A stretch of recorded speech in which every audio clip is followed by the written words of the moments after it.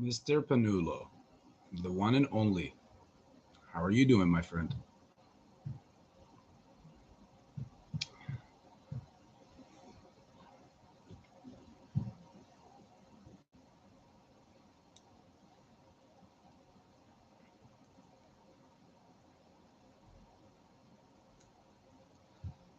All right, future whale.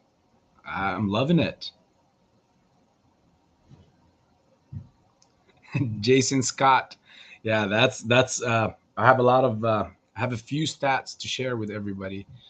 Um, it was a, yeah, shenanigans is the best way to put it, and even that it was an understatement. Mr. Panulo, I'm doing great. Thank you for asking.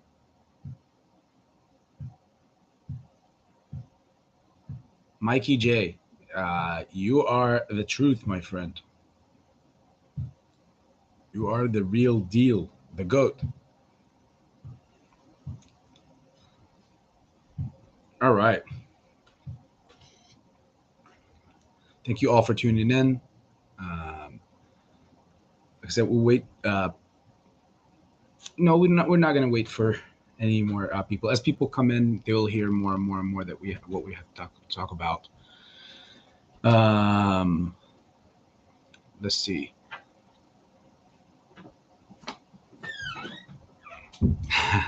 Mr. Jefferson, how are you doing?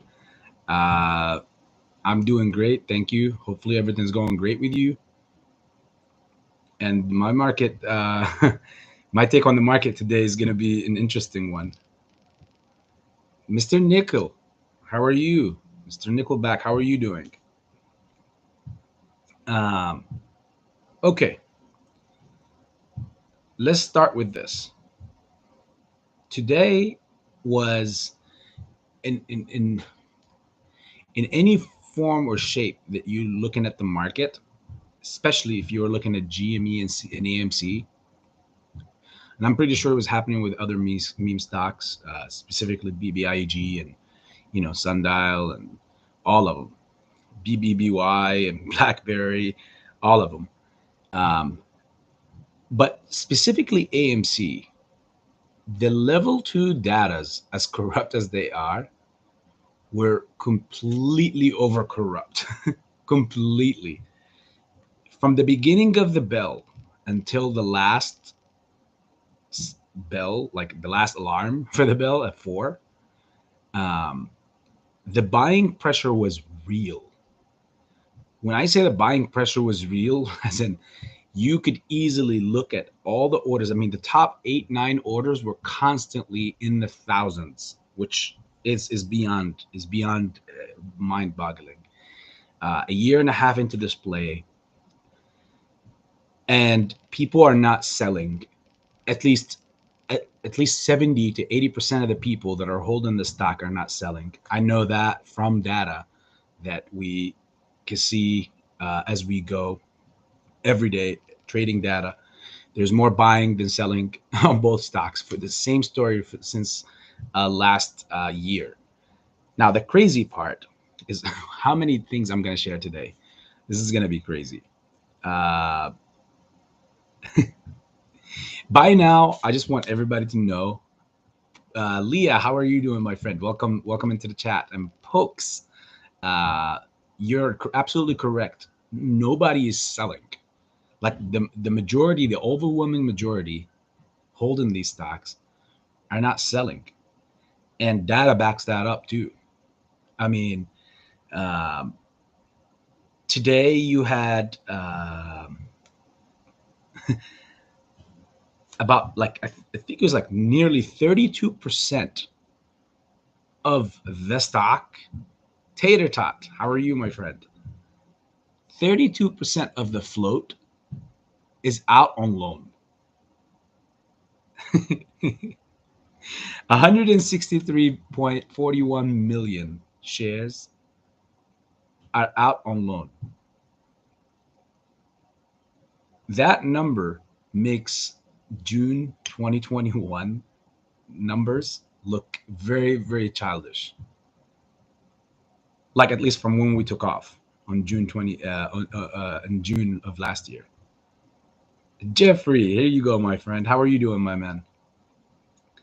That was one. What else do we have? We had the cost to borrow. I mean, the days to cover is inching or getting closer to 5 days, which is also another crazy feat. We had a broker dealer that was charged by the SEC today, not too long ago. Trade Zero America Inc. was basically, yes, tater tot. It is going to be a slingshot to the moon. Um,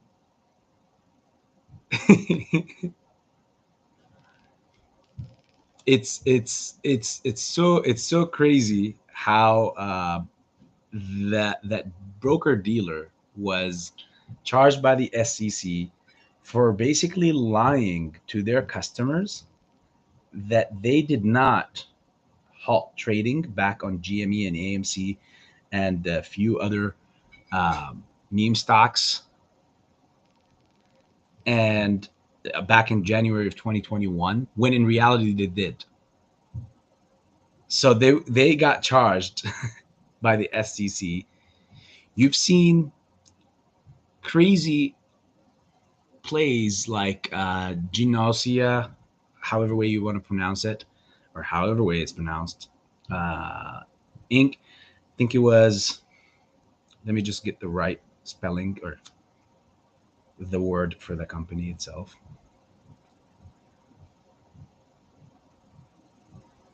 Uh, on the day, GNCA today announced. I mean, it dumped down 72, almost 73%. And this was a stock that was in the past, at least at least as far as I know, as far since it got on my radar about 3-4 months ago, it has been a constant pump and dump stock that they've been dabbling with. And finally it's announced that it's going to be closing its doors, excuse me, and it's going to be delisting from the NASDAQ.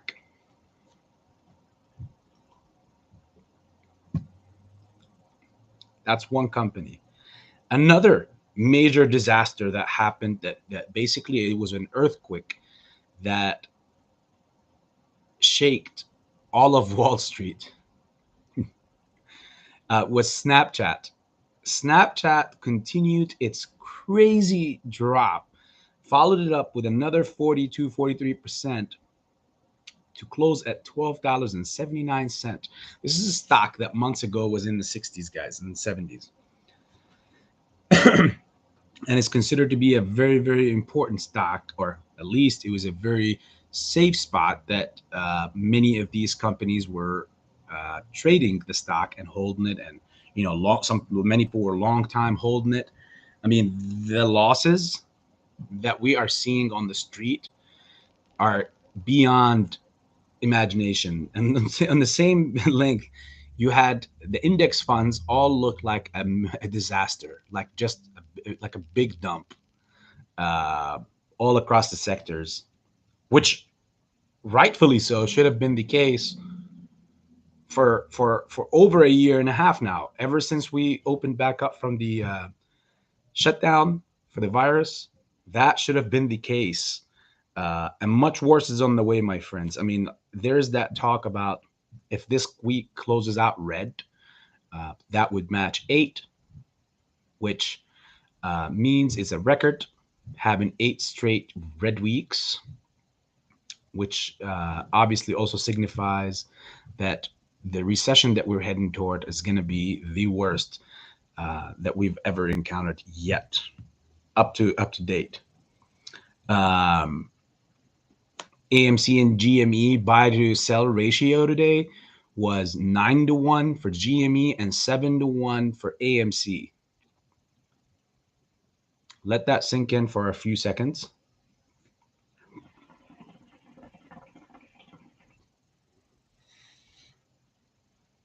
For each 9 that were buying, there was 1 selling for GME.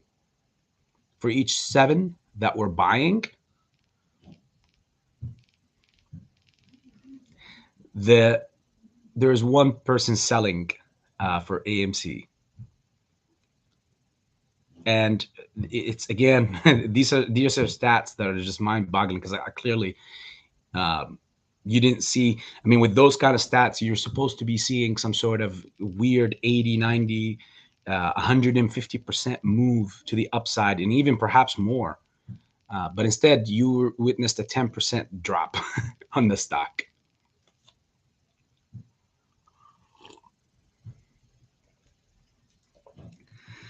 This is, ladies and gentlemen, the setup of all setups. When I was telling you yesterday, the title of the video was "The Setup is All Here and We're Ready." This is it, my friends. Uh, you know the saying that says the drop before the dip before the rip, and all that kind of stuff.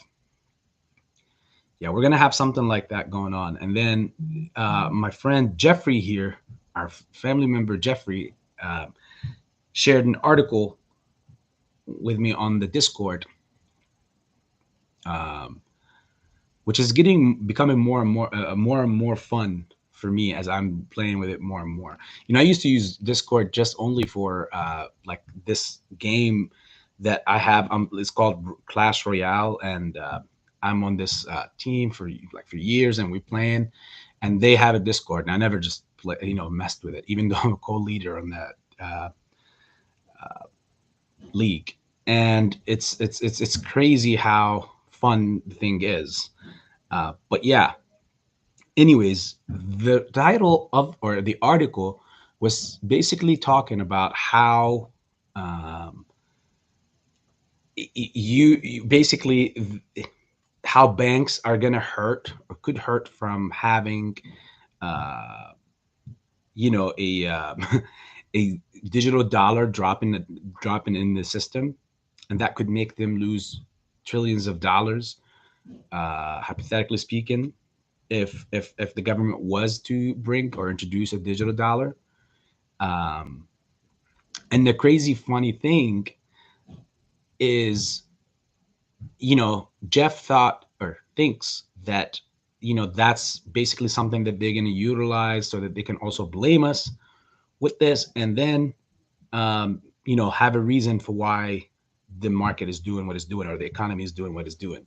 And it's spot on. That kind of article or those kind of articles are spot on with that message. I mean, they're prepping the world, not just you. You're their enemy. We're their enemy. They're prepping the world for the message.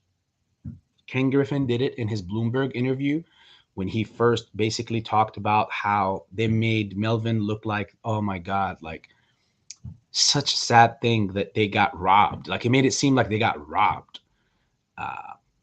by a bunch of criminals. That's basically what they're saying. And they're getting everybody to synthesize with them, right?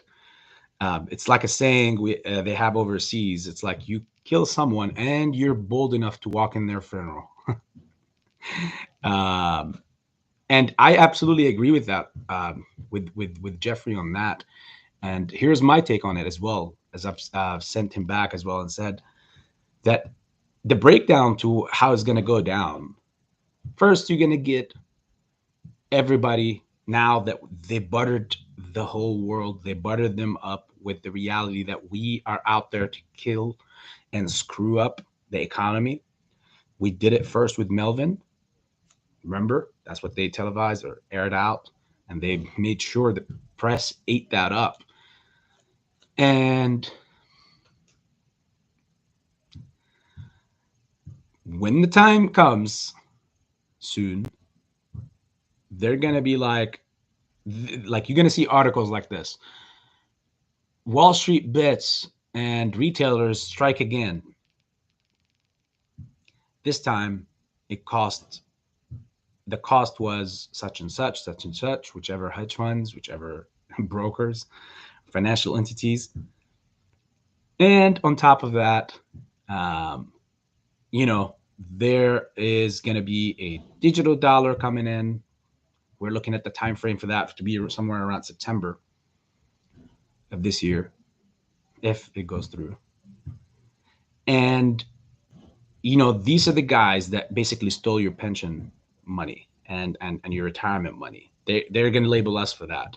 And on top of that, they're going to say trillions of dollars were lost in between our effery toward the economy. Again, we're going with their narrative right now.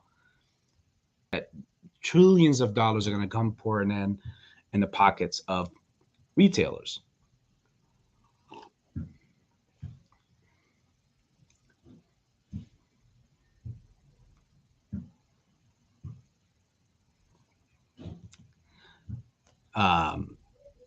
And ooh, okay, okay. Uh, Ezekiel, how are you doing, my friend? I hear that you're going on to a great movie, uh, and hopefully it's fun. Please don't spoil it for me, so I could go and watch it as well. You have an amazing father. Any kid, Ezekiel, would dream to have a father like yours. So listen to him. That's not financial advice, but that's life advice. Listen to him and always know that he has your best interest in mind. Um, you know, much love, Ezekiel, and much love, Future Will. Enjoy your movie, guys. Okay. Now, let me skip back and read some of the comments before I continue reading. There's a few more things, and it's like so much to share. Um, okay. Hanzo, welcome. Welcome, welcome. Um, I think the summer will be squeeze season for all meme stocks. Peter, I sure do hope so. Gloria, how are you, my friend? Welcome. And yes, thank you, Peter, for bringing in. That was one of the things that I was going to bring up, which is the repo market. You said that Peter said they need to kill that repo market. I think it's their last real source of liquidity. Peter, I lost my tonsils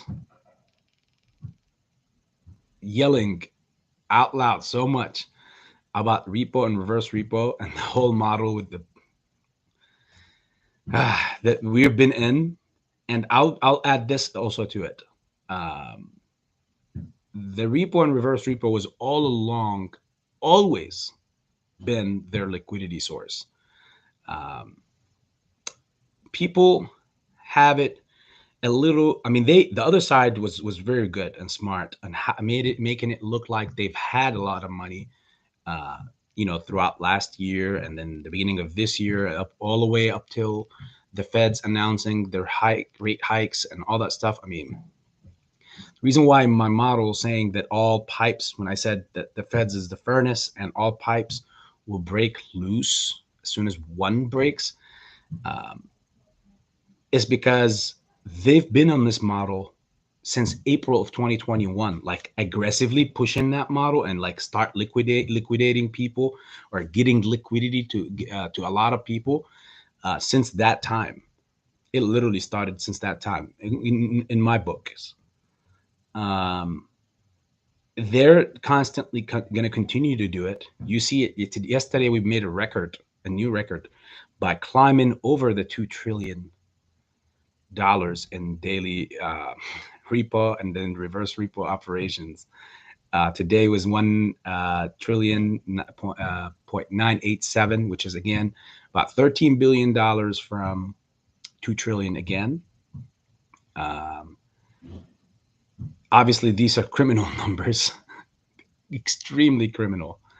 I mean, we're talking about almost quadrupling or tripling um, the repo and reverse repo numbers from 2008 recession. We're almost going to triple that. 300 more billion dollars, and we will be at exactly at a triple range. Think of it like if the market needed 868 or 800 billion dollars back in 2008 to continue at least operating, Now, to get the situation moving, we're using triple that amount, arguably almost triple that amount, and it's not working. You see the markets and what they're doing. So at minimum, this recession that we're going towards, expect it to be 3 times worse than if you experienced 2008, 2009 era. Expect this to at least be 3 times worse than that, arguably, and with a grain of salt, because in my opinion, it's a lot worse because we're not even done with that. I feel like stocks are going to drop much lower than the shutdown in 2020 caused them to, even. We're going to have a very hard climb to get back to our fame as a nation. And it's going to take a lot of time, and it's going to cost a lot of people so many things. But again, that's just the system. That's the world that we live in. And this will be replicated in the next 15, 20 years.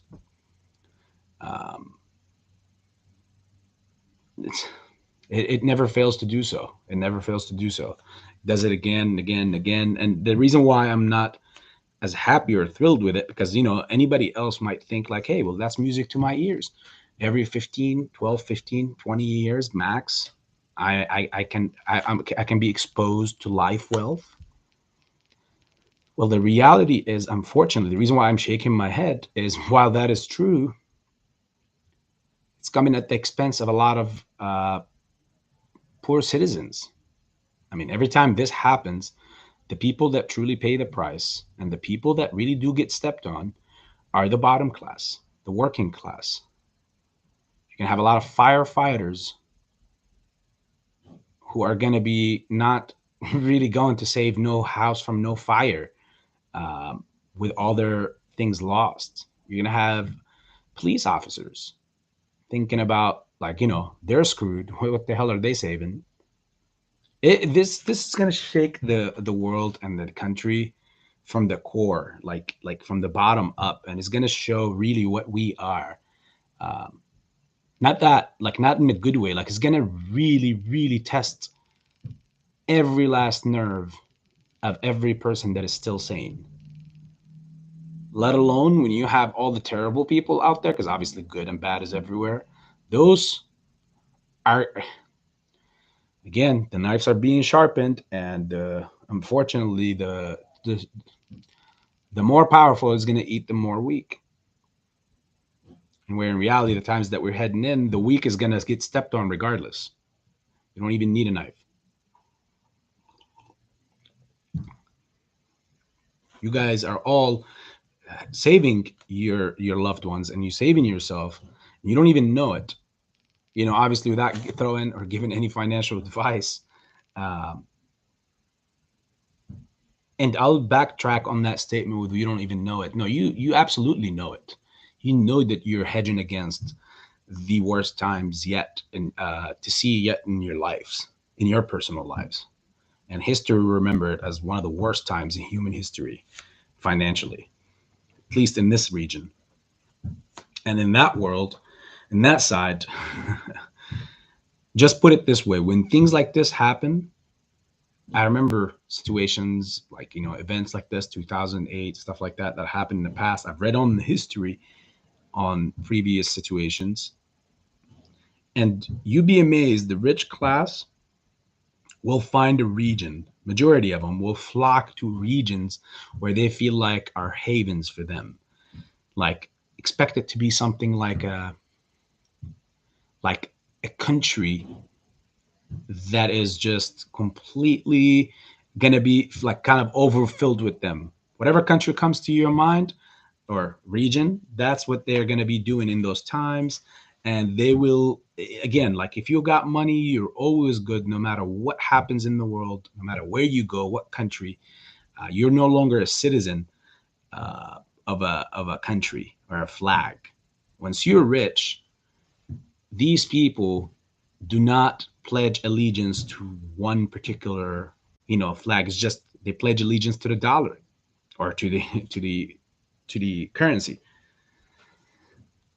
So when these guys, when things shake up, I mean, hypothetically speaking here, guys, just what if the US loses all its dominance and everything in every shape or form globally? Have you ever asked yourself that question? Like, what would the elites do? Are they just going to sit here living in a poor world or in a destroyed world?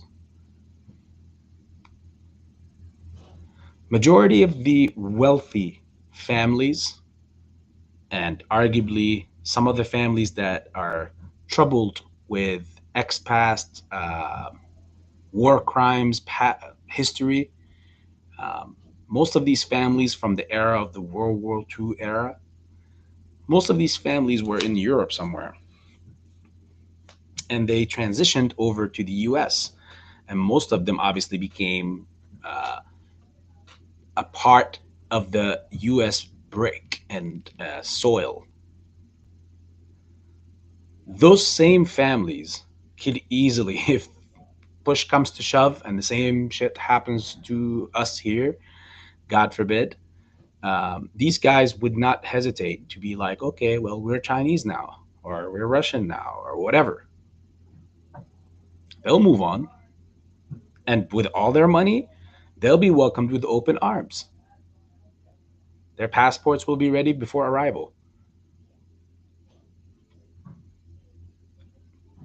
This is just broadening the image out for you guys to tell you that when things like this happen, it's not like, there's protocols that has always been in place for this so-called other class up there. Um, and that's just how it works. That's how life is. They got money, they'll put it to use, and they'll, anybody, any other country would love to have them. Um, Not because obviously they work, and those are the same people that destroy economies and countries, but yet they're still welcome because again, money is power apparently.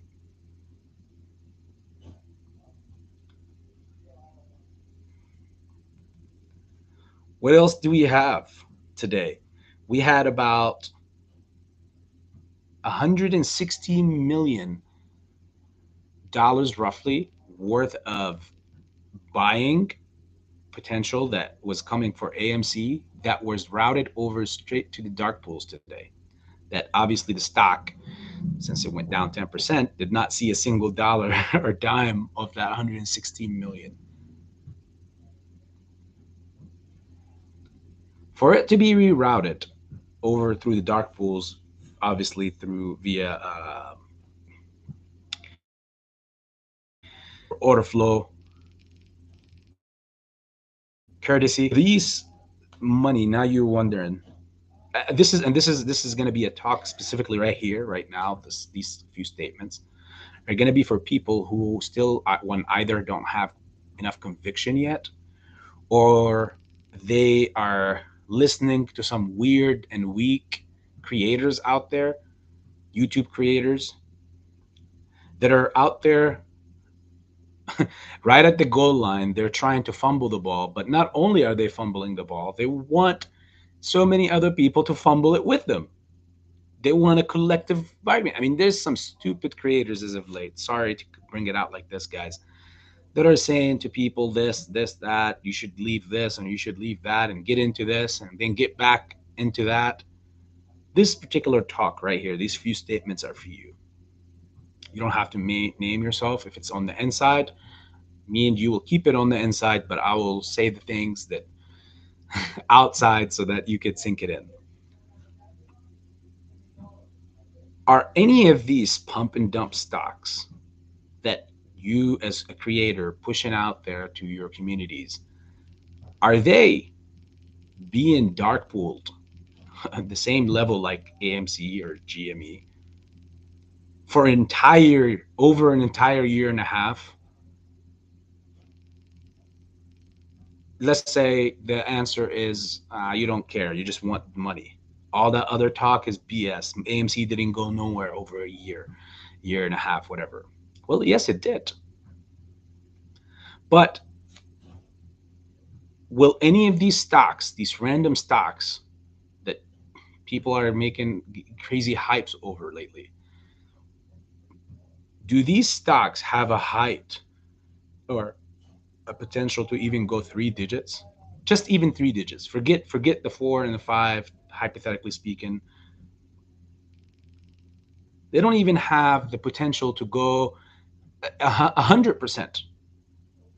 Even if they start out at 4 or 5, like by the time it gets to 10, if it gets to 10, everybody have already gotten out probably at 6 or 7. You guys are the weak links in this game, and it's not going to affect us. Let me rephrase this to you guys. And there's another person I want to listen to these statements, which is the average AMC or GME holder. Don't worry about the FUD that is going out, whether it's through shills or creators that are weak enough fundamentally. They don't understand how the market works and what's going on. They're just, here for entertainment purposes. But unfortunately, because when they don't understand stuff, people get frustrated and they think that the whole world is wrong. They're the only ones that are smart enough to see it. Unfortunately, it's just because of frustration and lack of knowledge. You start getting frustrated and you think that, oh, this is not working because I'm the only one that's being played and I'm the smart one. So I'm going to wake everybody up. My message is please stay asleep. Go back to sleep. Nobody needs waking up but your own, by yourself. None of these stocks on the market is being traded the way that these two stocks are. No stock is being sent like 162 million of its 168 million of its float is out on loan. None of these other shares have, or these stocks out there are on mainstream media right now. AMC is trending #1 on Twitter. None of these stocks are trending. AMC have been on the most trending stock for over a year and a half, at least dabbling with the top 5, if it's not #1.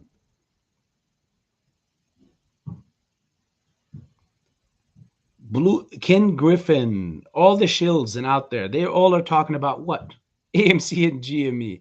And you want to jump out onto the side and say, oh, SBFM, or you want to say RDBX, or whatever the hell.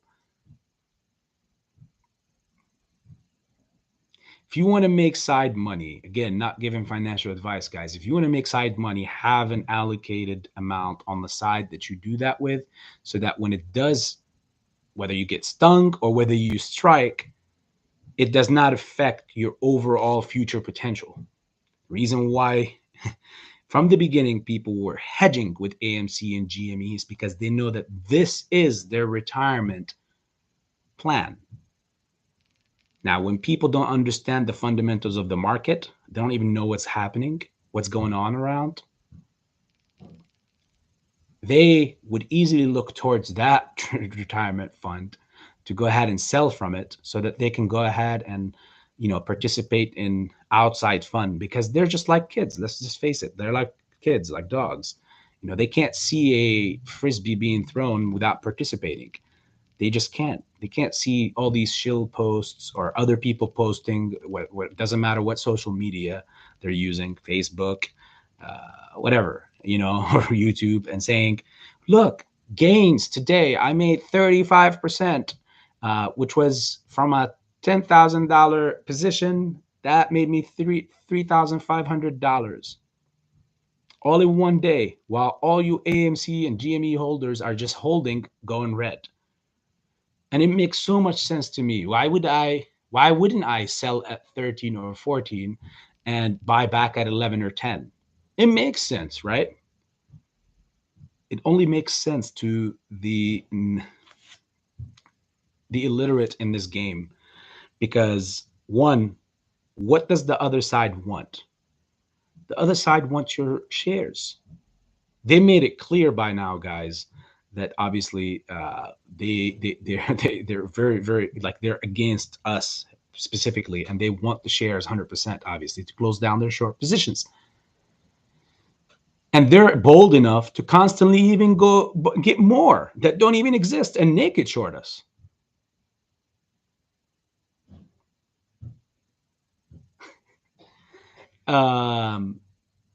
They've even went the distance.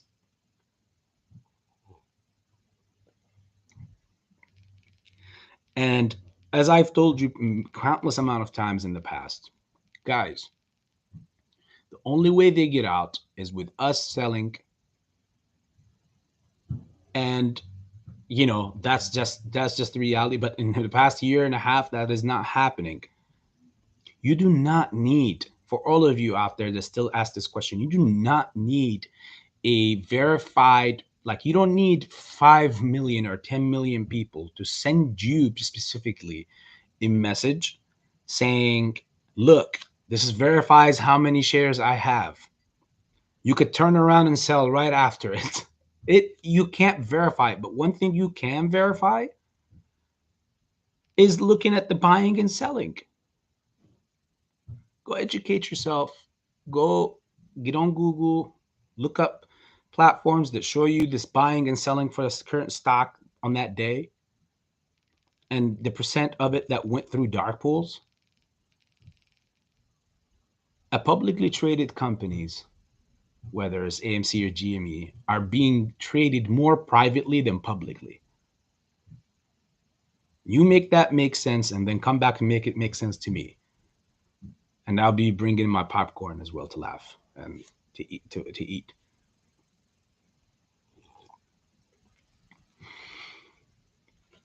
AB is not angry. AB is in that right now we are in that war zone, guys. In the past, we've gotten into 2 wars with them. We got in one in June 2021. We got into a war with them in January of 2021 as well. Both wars we won. And for the lack of better terms, I will use that we got into battles with them because we didn't win the war yet. We won those 2 battles and we inched closer and closer into enemy's territory. If you guys like these terms more, would use them. But now I feel like we are approaching the capital. It feels like it. It could be another battle, but it's definitely going to be much bloodier than the 2021 June and January. Why? Look at the numbers. Look at the numbers. In every aspect, cost to borrow is much higher than it ever was. Days to cover is much higher than it ever was. Shares on loan are much higher than it ever was. I do believe this is the war. This is the final war.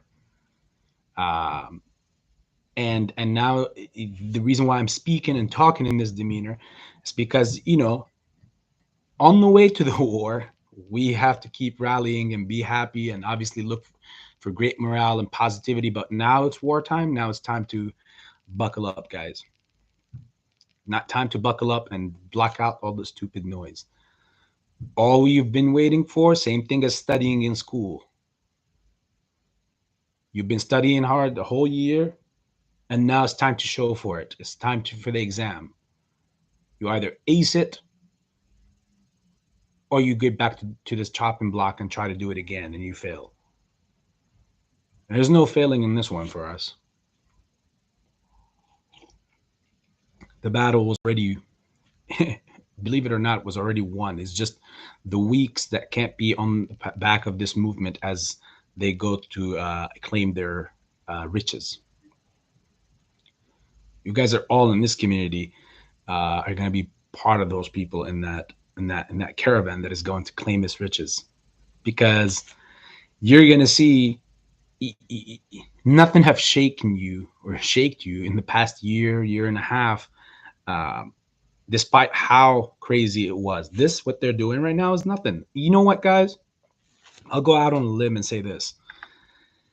I also personally believe now that 100% that the price is not only just suppressed, but it is really something like extremely huge somewhere else, and we're only seeing the iceberg, the tip of the iceberg, and it's much worse than the Titanic. Like it's much bigger ice cube than what we think. We're just seeing the tip of it, which is the mere $10, $11, whatever, $12 price that we see. Because even when there is payment for order flow and these are routed through dark pools, um, obviously they're dumping them somewhere. So somewhere is a huge reservoir of like a huge lake, an ocean of these things, and their true estimate of how much they cost as well is sitting right along with them. We are potentially sitting on a 4, 5, 6, 7, 8, 9, whatever, $10,000 per share because of the amount of shares that have been sold and bought, and we're not even talking in FTDs, and we didn't even start with the covering crap. You're getting more and more big funds now. Institutions are also buying. I heard that there was a new one today that bought another 287,000 shares. How? Again, it's beyond you and me.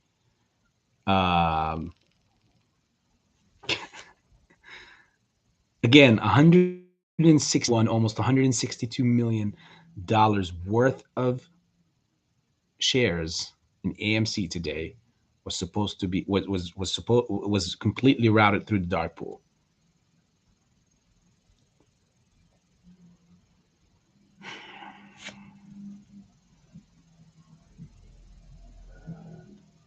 Which is an equivalence of around 15 and a half, almost 16 million AMC shares were routed in the dark pool.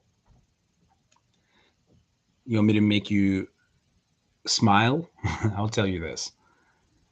You know how everybody's afraid of Vanguard and BlackRock dropping 43 million shares on the system out of nowhere? Well, guess what? On a simple day, we have 15.5 million shares that were just routed away to the dark pool. We didn't get to see them, and that caused a 10% dip on a stock without the FOMO going in and all that stuff as well.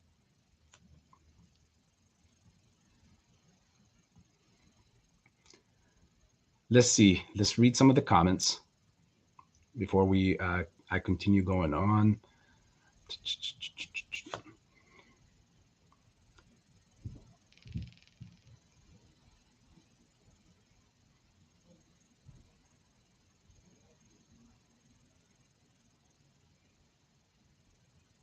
Where am I? What's good, Jeffrey? Oh no, I was there. Why do Mikey J? Why do days to cover matter? Okay, Mikey, the days to cover matter because if it's, for example, 5 days to cover, one, it gives a person like me and you some some containment and confinement, and we could feel good that hey, this move is not going to end today. When this takes off, this thing is not finishing off today. At at best, I mean, just face value right there. This is going to take, and then it also puts a huge, major weight on the hedge funds that are short on the stock, or even the banks are short on the stock. Um, they're going to be in that pain for that long and even more. Uh, it's it's crazy. It's crazy. Okay, so I did read that stuff.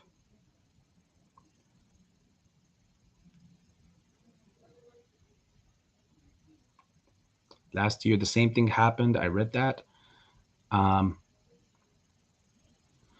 Jeffrey's answering also, okay, Mike, because the more days it takes for them to cover, it adds to the strain it puts on short hedge funds. Absolutely correct.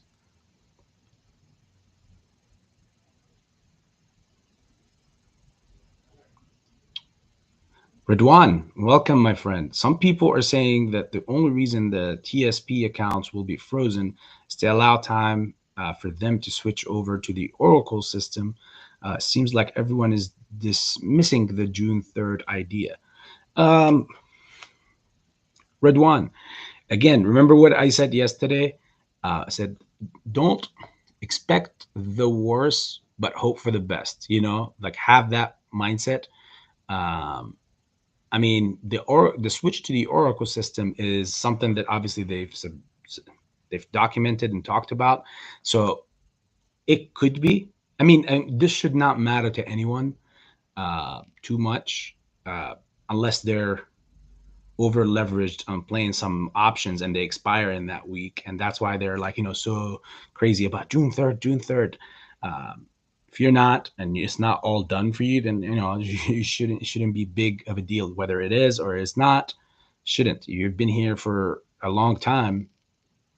This shouldn't phase you once they do another shady crap around that time. But there are also a lot of details that support the idea on the opposite end, the thing that we're talking about, all of us. Um, I mean, right now, nobody has access to the TSP accounts, right? They can't access them anymore. Uh, Look what is happening on the market. It is crashing. I hunt, like, I totally believe that by June 3rd, you're not going to see a market the way that you see it even today. As terrible it was today, you're not even going to see a market that's going to be even as good as it looks today. I know it is bad, but it's even worse by then. And no one has access, and they can't move much and do much any of that now. It could be that they are simply just because they're switching to the Oracle system. Dates don't matter to me, and they shouldn't matter to any of you guys. Uh, that shouldn't be why you're in this play, is because June 3rd, for example. But there is a lot of merit to it, Erdogan. The same setup happened in June of 2021, like this, with so much less. Like days to cover was so much less. Cost to borrow was so much less. Um, Shares on loan were much less. And the same setup was happening, a big drop that happened into the stocks. And the whole stock market was in the red form. And next thing you know, out of nowhere, whew. And unfortunately, when I say whoosh, as in like it opened up, but what is $74? Like it didn't make me sell. I've seen it move from 8 all the way to 74 and back down, and didn't phase me or make me do anything. Uh, so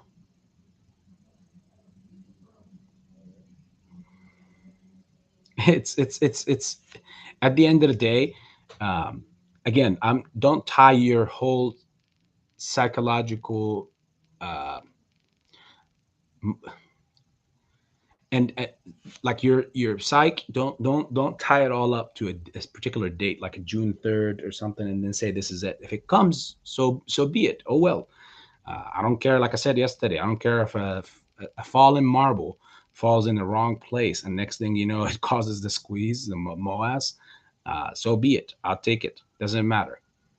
We know everything is so screwed up and fake for a long time, and they still carried out the agenda. They still were doing repo and reverse repo at astronomical levels. And I think they were doing it like this so that they can, I think it's a bailout minus all the crazy bailout talk. Because in 2008, it just came down to it, and you either do this or the country is all screwed up. I think they've been bailing them out since before even 2020, because that was really when it started in third or fourth quarter of 2019, in September of 2019, they started those secret private bailouts to major banks and entities. And then suddenly we get hit with this COVID shutdown, making it more so. It's kind of like covering a crime, making it more like, hey, well, the whole economy was shut. What do you expect? What happened? Of course, there's going to be a lot of costs. Life still moves on. Pension and social securities and whatnot got to be paid still. What did that cause? Surprisingly, a boom in 2021. In 2021, or June and July of 2020, when the markets opened back up, surprisingly, it opens up with a boom. Everything got propped up. Everything was up. Make no sense. It can make so much sense about as far as retail, like as far as retailers like Amazon's, Kroger's, all those. These services got bank in that year just from their services alone. I mean, when everything was shut, Amazon was working like crazy. Kroger's were making astronomical, historical profits in those times. Walmart's was doing the same thing. So don't feel bad when you see Walmart stock falling now, or Kroger's is falling, or whatnot.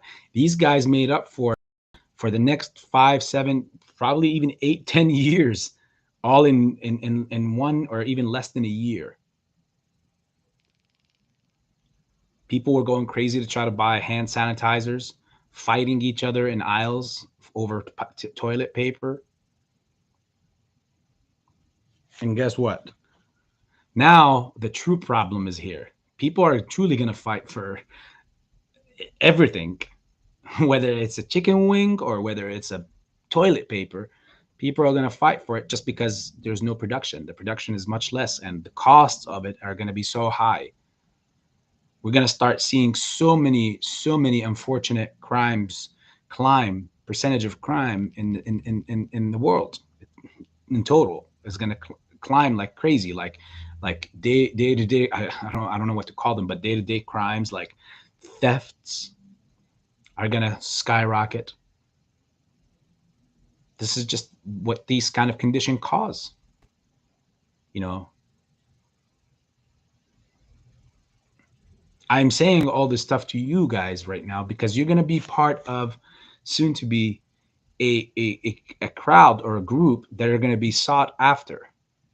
Like individuals are going to label you just by default. The system is going to label you as a target just by your tax bracket. And specifically once they know also that you like, it's not going to be a secret. You're going to pay taxes. And plus our information are everywhere with all these brokers, so they can share it with everyone.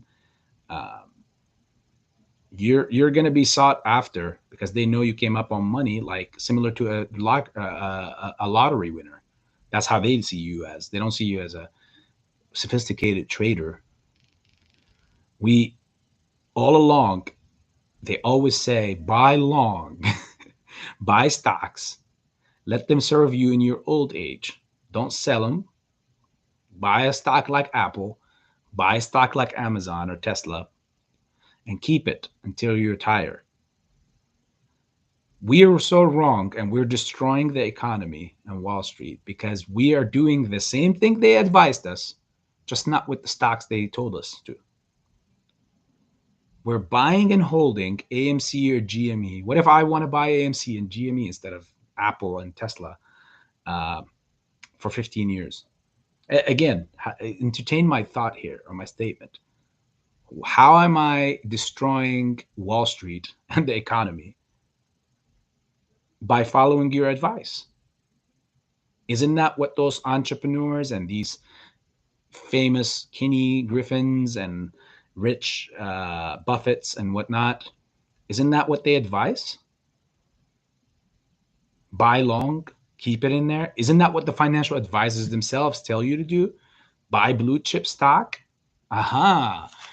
So what if I didn't want to buy the blue chip stock, but I wanted to follow your method? Buy and hold.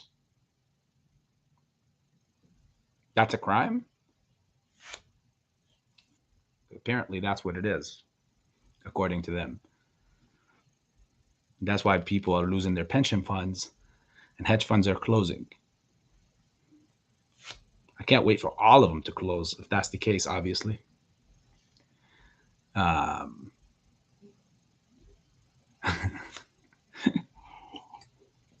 let's see if there's any questions in here. This ish is faker than wrestling. We are going so, we're going to be so effing rich. Tater tot, you are absolutely correct. Peter, not sure. Hopefully Stacia shows up later. It's her Discord. Okay. Somebody wants to get coiled. Brendan and Ella's Fun Adventures. How are you, my friend? The lower the price, the more I can accumulate, but I will never have more than Jeffrey. Laughing my ass off. It's not about having more or less, a same or whatnot. At the end of the day, each one has their own lane to be participate in, to be in. You play a role, I play a role, everybody plays a role. And again, everybody's going to sell at different prices. I mean, again, not saying that this is what will happen, Brendan, but if hypothetically speaking,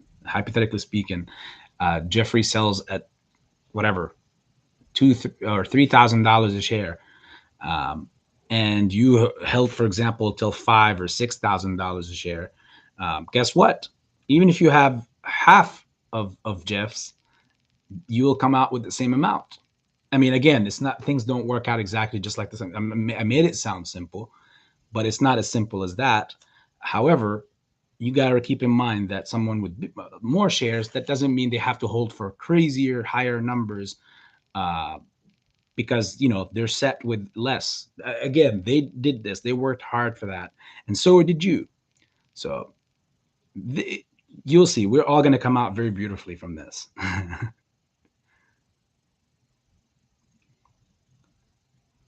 Let's see, where did I get to? Right here.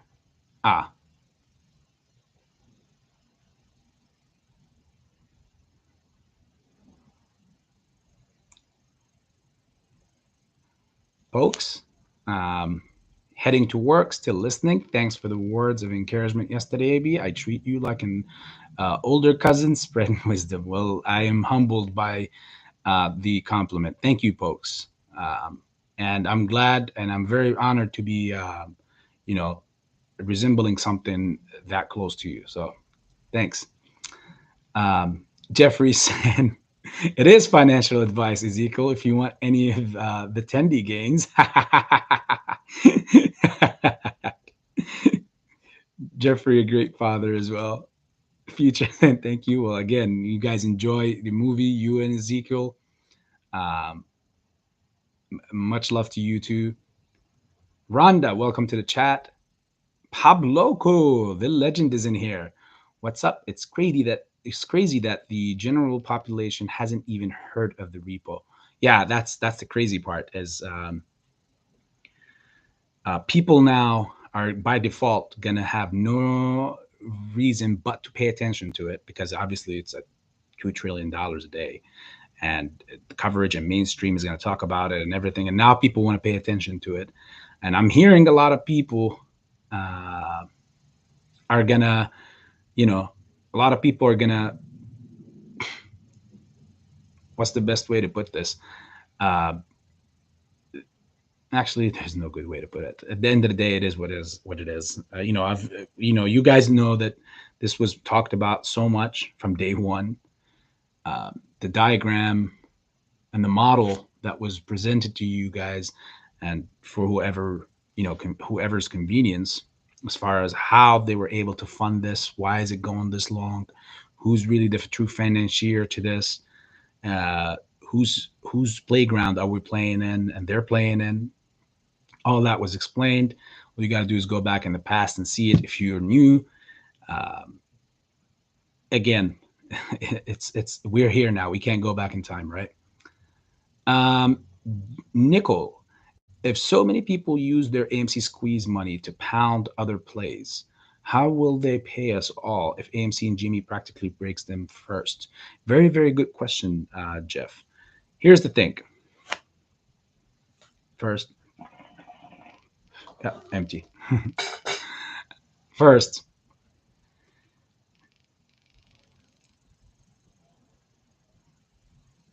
you know, nothing is like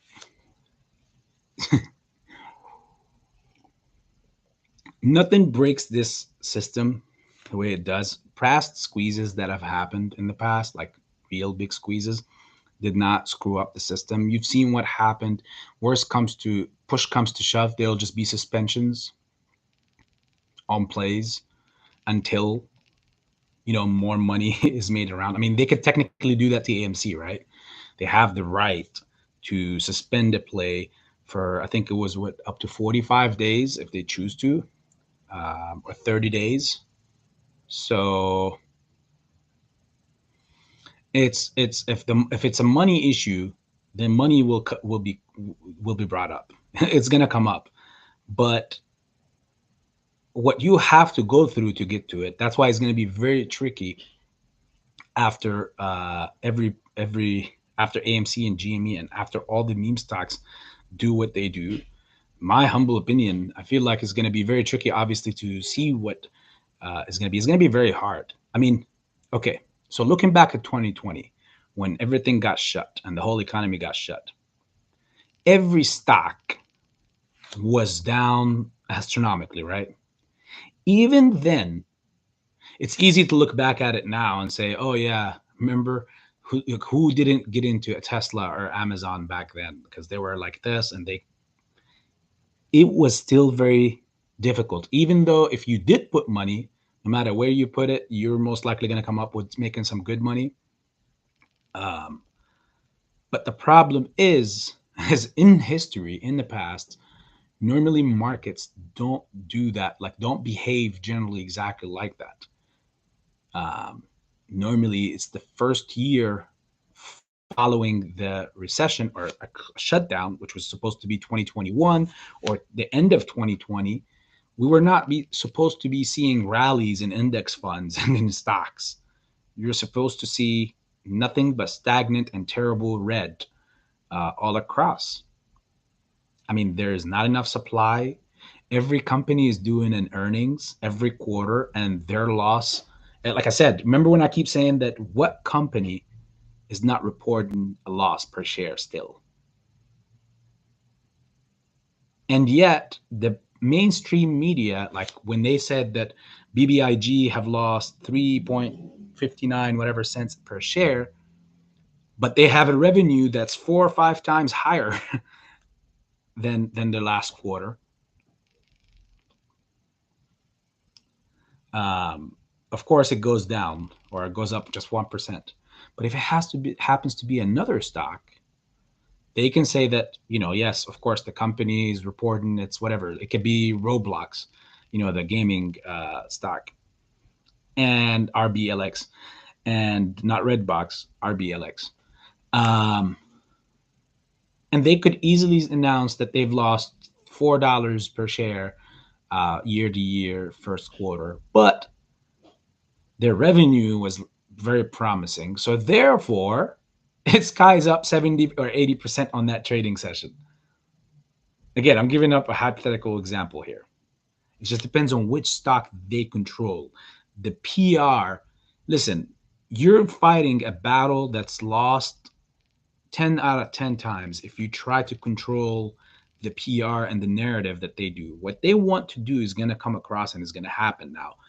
If it's the right thing or the wrong thing, that's a different story. The worst part for them here is that we are on the cusp of benefiting so much from their effery that they've been doing for years on out, not just the past 6 months or a year and a half even. They've been doing this for years. It just happens to be for the first time now that the parties that stand to gain, I mean, the plan all along was to crash the economy. I totally 100% believe that, because, you know, you heard Ken Griffin saying in that Bloomberg interview that every economic cycle ends with a recession. He is basically, this is one of the most worthy people on that side, right? That when he speaks, everyone listens. I'm not giving him respect here, but this is just the reality of the case. You know, he's a billionaire, the star boy, the equivalence of the Weekend, the musician on Wall Street. He's just a legend. He's the rock and roll boy for them, boy wonder. Became a billionaire from nothing. Um, and when he says a statement like this, that every economic cycle ends with a recession, everyone needs to really pay attention to that statement. That's a quote. That's the market maker himself, the devil of all devils himself, approving to you that this is going to be not the last time you see something like this happen. Every economic cycle ends with a recession. Even if you want to agree with him or not, that's something that they are actively doing, and that's how they maintain their wealth. I mean, when you're talking about people with billions of dollars and that club over there, these guys are not, you know, the game for them is not making more money. And even then, it's still the case. But the game for them is to maintain their wealth. You can't come and spend all that money unless you lose it all, like Bill Hwang did, you know? Like you can't lose your money and that much amount of money, like all these billions, just by spending from it. I mean, logically, unless you're buying like scrapers and you're like unconsciously just buying anything with an overpriced ticket, and you actively are trying to just waste all your wealth. So to them, on a every 10 15 years, they do this so they can keep replenishing their tanks of wealth. That's how the rich and elite does it. They know the game. They know what's coming. They're making the game. They're going to make it happen again. They're doing it now. They did it before. And that's why there is something called, you know, every 10 to 12 years, there's always a correction in the market. That shouldn't be the case, honestly. If everything is moving properly and built properly from the get-go, it's similar to, you know, any other mechanism. If you take care of it, it's not going to go bad. That's just the case. There's no such thing as it has to every 10 to 12 years or 15 years, the market has to crash. The reason why it does crash and the reason why those numbers are real is because someone's best interest or someone's best interest to get that cycle going. Because with that cycle, they get to replenish all their tanks. I mean, if they are spending millions of dollars a year on lavish things, you know, at the end of by the end of the decade, I'm pretty sure they'll be like, okay, I spent a quarter of my wealth. I need to get that back plus some. I need to replenish. I mean, I know I just made it sound like a joke, but if you're taking this whole process seriously, then the joke is on you. You can see it again. What have I been blabbing for the last hour? It's $161 million worth of buying pressure that didn't go toward the stock in one day. 168 million shares on loan. Days to cover over five, almost about to be 5. And even then, I feel like all these metrics are exponentially not provided correctly as well.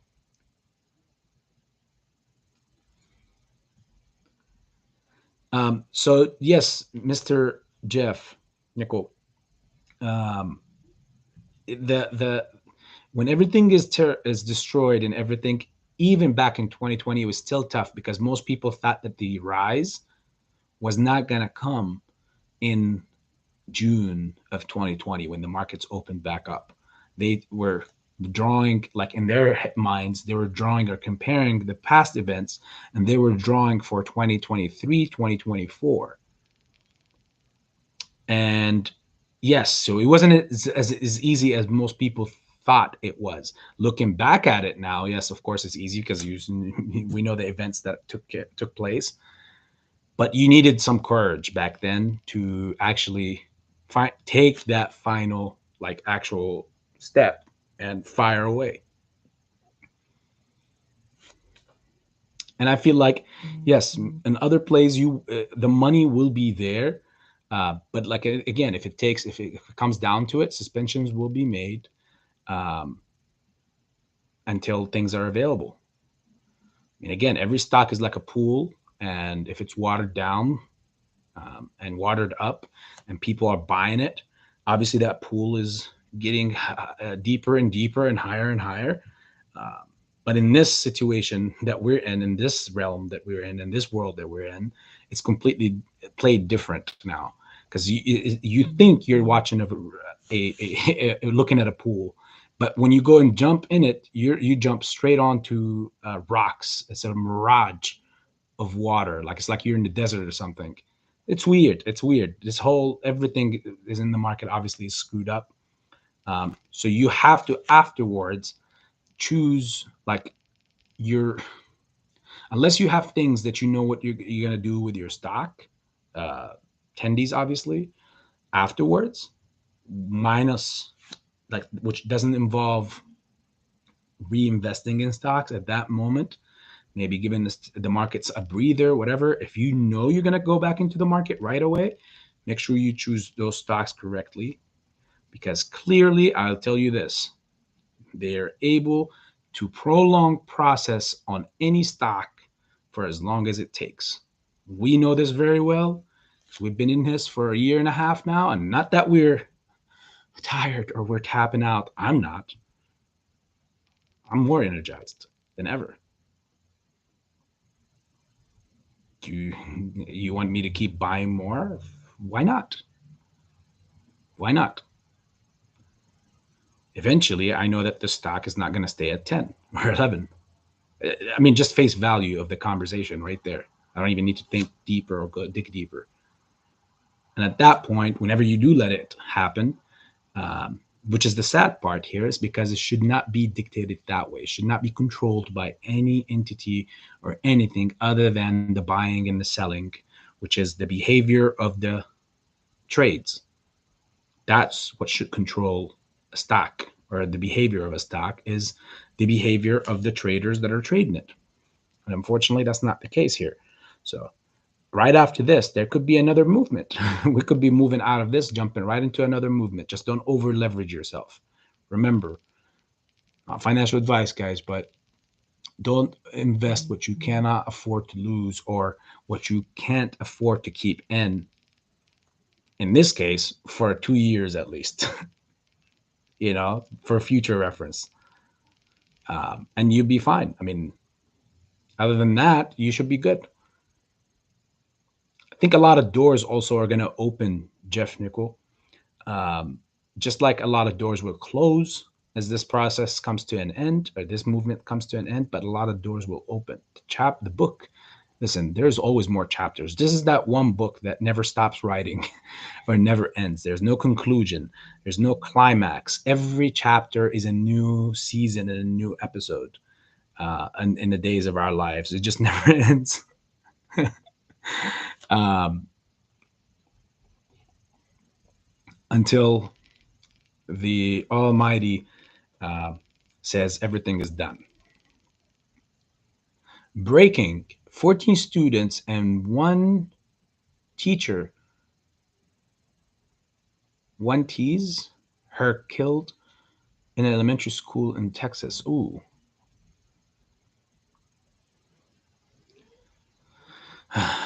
You guys see like like these kind of events, you know, there's been happening in New York subway.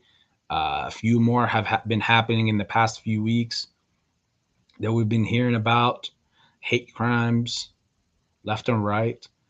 You know, conditions that of the life that we're going into, as I was saying a few moments ago.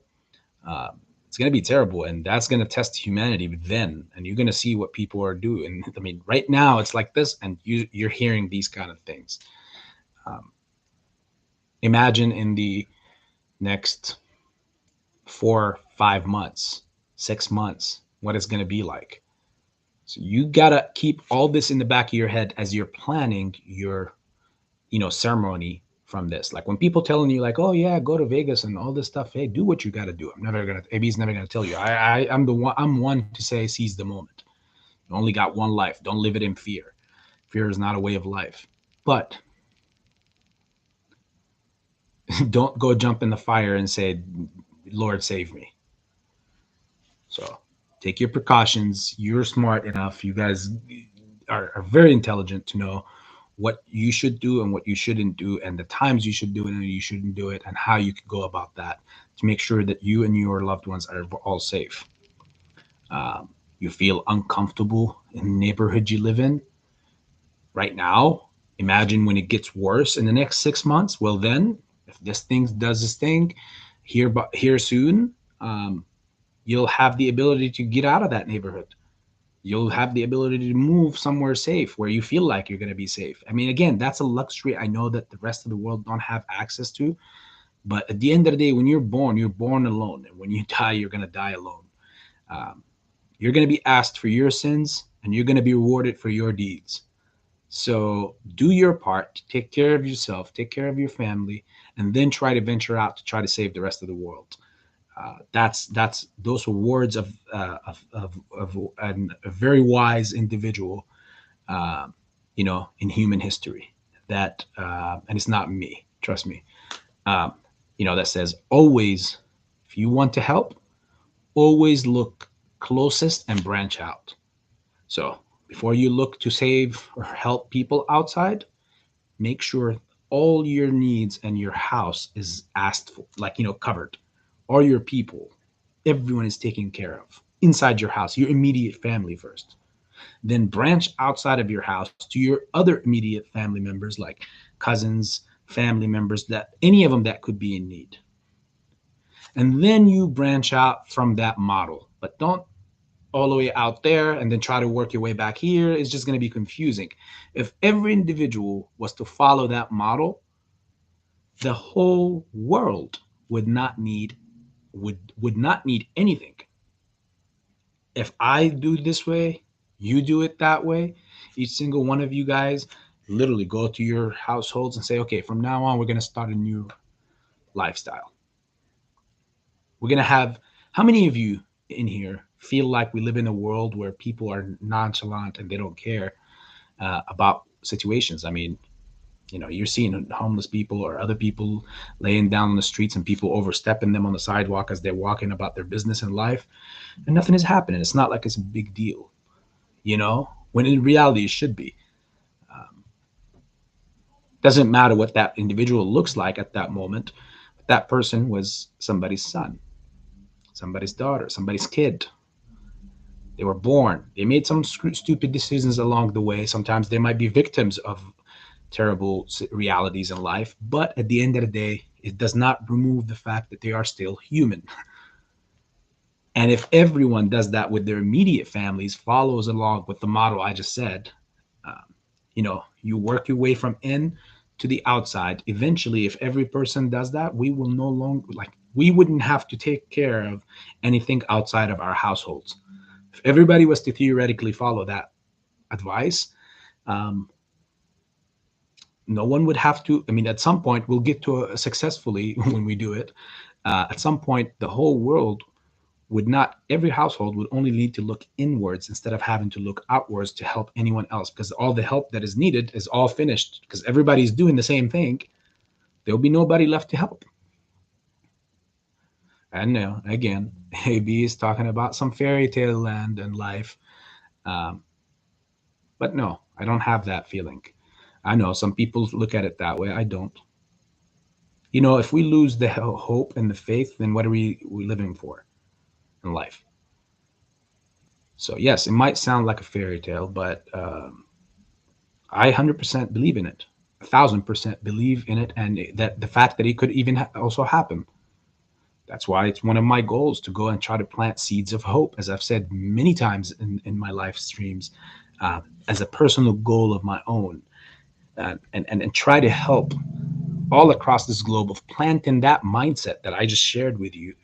Um, and even if it influences a few people, well, guess what? That's a few families or bloodlines that if they really do get influenced by it, that are going to be taken care of, and they're going to live a different life, which who knows, way long until after I'm gone, that could shape a way of life or a way of thinking, um, for an entire generation.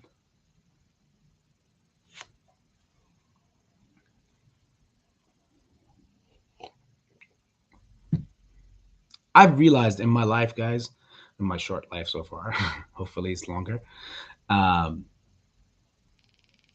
that you have. I always use this term and this statement, and I always continue to use it more. It's just so amazing because it fits in so many situations. Like, it's always much easier to raise a man than to change one. And in this case, for those of you out there who are trying to go out there and change the bad forces and try to tame them or defeat them and fight them and all that stuff, some of these people that we're going against in this play, it's that's just their way of life. Okay. I've heard stories, I've seen stories where people just upon losing their wealth, like jumped from windows and whatnot and took care of their lives, because some people are not as strong as you may think a human should be, or you are. Some people have been born with a spoon in their mouth. I know all of you in here haven't had that, because none of you guys come in here and come off that way or talk that way. But those individuals, when they no longer have that spoon, some of those individuals, they don't know what it's like to live like you and me. They don't know what it's like to have an inspirational story or a motivating story that takes you from the ground up to wherever you need. In other words, they're not living. They're not even living. It might look like it when they're riding in a Lamborghini, uh, and they're living in a big six house, a house with 6 bedrooms and like 7 or 8 bathrooms in it, and 3 pools, one outside, one inside, one over the the house.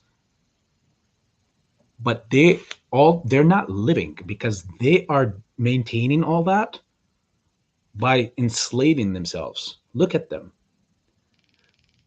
I've seen some. I've been to places, guys. I've been into some parties in the past in my life. I've been to even places. I got to know some people, where I've seen them from the inside. Like, they invite me and I see from the inside. Now, obviously, I'm not rude to go and bad mouth them about how they're living life, but they're not living. Even inside the house, they're around each other, but they're not really living with each other. You got that the husband and wife. They're just husband and wife because of the prestige of the title for the circle that they're in, but it's not really a husband and wife. It's just the title, again, prestige. Um, you got the kids all growing up on their own, doing crazy things that, and you don't need me to tell you all stories about celebrities that are on crack or whatever, doing crazy stuff and all that kind of stuff. And you wonder to yourself, like, these people have the world at their hand, because from someone like us looking at them, it's like, if you have a portion of what they have, what you'll do wonders with it.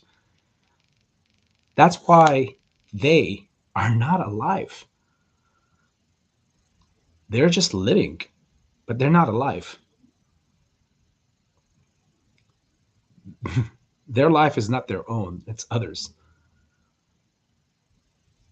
You guys are going to come from this, and I'm not saying like in a bad way. It's a good thing to be, uh, coming from a humble beginning. And even if you are wealthy, and still humble, it's even better. You're going to add more to your wealth, and guess what? It's not going to change you one single bit. Not even a single flinch is going to change in you. And this coffee is so strong today. And when AB says it, because my coffee is black, there's no espresso. Um, you can see like 4 shots of espresso in it or whatever, because I love coffee so much. Again, if you're drinking coffee with sugar or uh, milk and almond milk and such and whatever, you're not really a coffee drinker. Sorry. Again, who am I to tell anybody what they are and what they're not, right? Um, it's amazing to always take a step back, especially before a life-changing event, and one, humble yourself. 2, soak it all in and know that you're not, even when this comes, act like you already have it, but nothing is changing. Money shouldn't change a human. Money shouldn't change any of you guys. We're excited for it because it's going to open up doors for many things for us that we always dreamed about doing. And that's an amazing feeling, an amazing thought.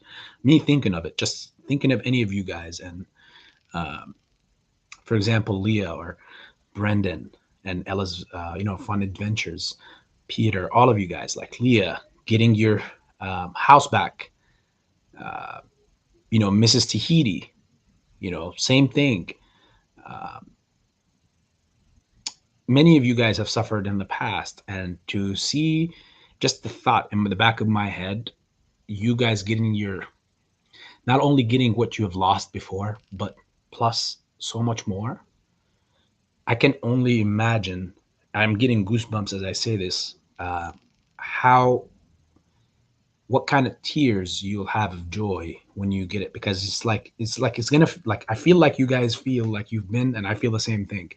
You feel like you've in your lives you've been through hell, back out, and right now you're just pushing, and you don't know, obviously, when is it gonna, what rock is gonna lay out on, like, where am I gonna end in this world or in this life.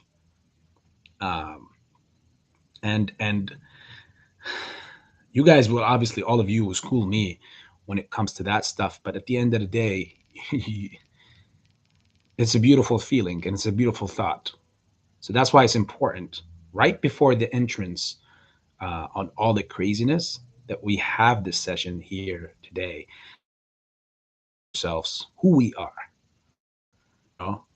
because when this takes its place and takes its course and does what it does, it's a the last thing I want to ever think of is any of you guys, you know, popping up again within a year or so and saying, uh, you like, this such and such happened to you, or such and such happened to you, and you lost your money and whatever, and now you're back to the life. And even then, honestly, that like, it would be an unfortunate event, but life is not going to change. At the end of the day, you guys are all people that know how to live on this side or on that side or any side. You guys are survivors, all of you. You guys are true living humans. You are who are living. The rest are just playing their roles in this life. The way I've seen it. I mean, some of those parties that I've been to, guys, um, and I was invited to and attended, and like, there was one I remember back in Miami that was on a yacht, and it was crazy. It was crazy. It was just mind-boggling. Like, this is just one. Um, and I remember, you know, we majority of the people were already in this like upper class whatever club, out in Miami, and the after party was basically in that yacht, crazy yacht. Everybody was coming in. I knew the people that were, involved with the party. They got like many gas stations down in, Miami, and many car dealerships, like 5, 6 car dealerships, and they're just like extremely loaded in Miami, and many other ventures. I don't talk to these people obviously anymore because, again, they're just incredibly terrible influence. in life. Again, money isn't everything. It depends on who you are as an individual in this life. Maybe it might sway you, but it doesn't change or phase me at all. It was crazy to see how every person that was coming in was going to this. To me, it was weird because there was this like nice looking, cute looking white jar in the middle on a small table in the middle of the yacht. It's like, I know this is a lantern, and don't worry, if I rub it, nothing comes out. But it was like a little rounder and bigger, white. Everybody came in, opened it up, did what they did, closed it back, and let it go. Which obviously I found out later that was just pure coke. You would think, obviously, in Miami. And I'm looking at all these people. Again, I observe a lot. I'm observing these people, and I'm seeing people that are literally like, one, it all looks and feels like, I felt like I was I felt like I was surrounded by so many animals. It was clear what everybody's intent was that night. It was clear on their body language and their faces. People were all, you know, you get what I'm saying. This person takes advantage of this person. This person is trying to get with this person. This person is doing this. And then after that, the next day, everybody goes their separate ways.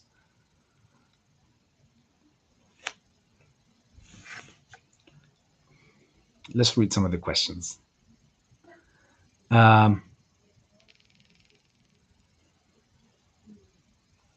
Even though I've had no part in others losing their positions and retirements, pensions and retirement, I do feel badly for them. Don't know how, but I'll find a way to give more life than to life, more to life than things. Leah, again, you're just a very beautiful individual. I would expect nothing less from someone like you. Heard about that, Brendan. Another sad situation to add on to the many situations our nation is going through. Yes, unfortunately for that situation that happened.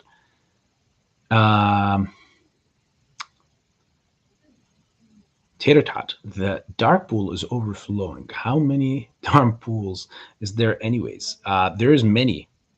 There are many tater tot because they compete with each other for better rates and terms. So there's many. There are some that are just government security ones. There are some that trade both. There are some that don't trade any government securities. It's all over. And hear this. Here's why I was stressing so much about the dark pools, and their professional name is ATS SIS. This is why I was stressing so much to people to go ahead and comment on that ATS regulation on the SEC register. And it passed, like it was gone and over with on April the 18th. So I'm gonna see when it gets implemented or what happened with it. I didn't follow through with it after, but that was, in my opinion, why it was such a huge ruling for us. They can't go on forever, tater tot. See, there you go. They have an agenda, and when it's met, they're just gonna get to it.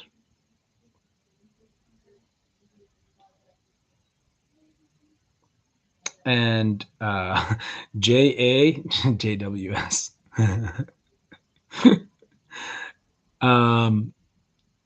Yeah. Once again, guys, only like in this game, in the stock market game, only the weak is gonna get played.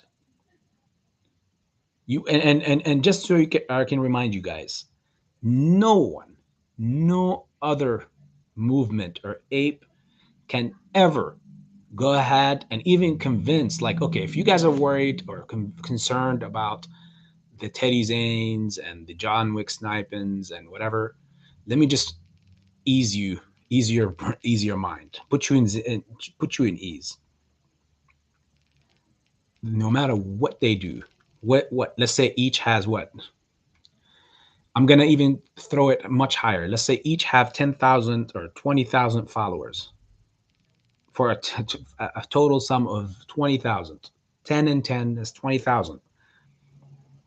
Those 20,000, even if they're all really 100%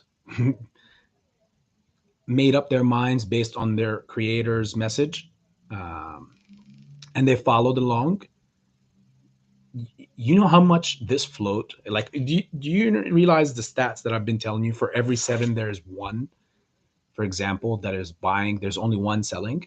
So even if all those people have been doing that or following along with these 2 clowns message, you're not gonna excuse me, guys, Lord forgive me for this, you guys forgive me, you know, I don't bring down any other man or any other woman or obviously any other individual.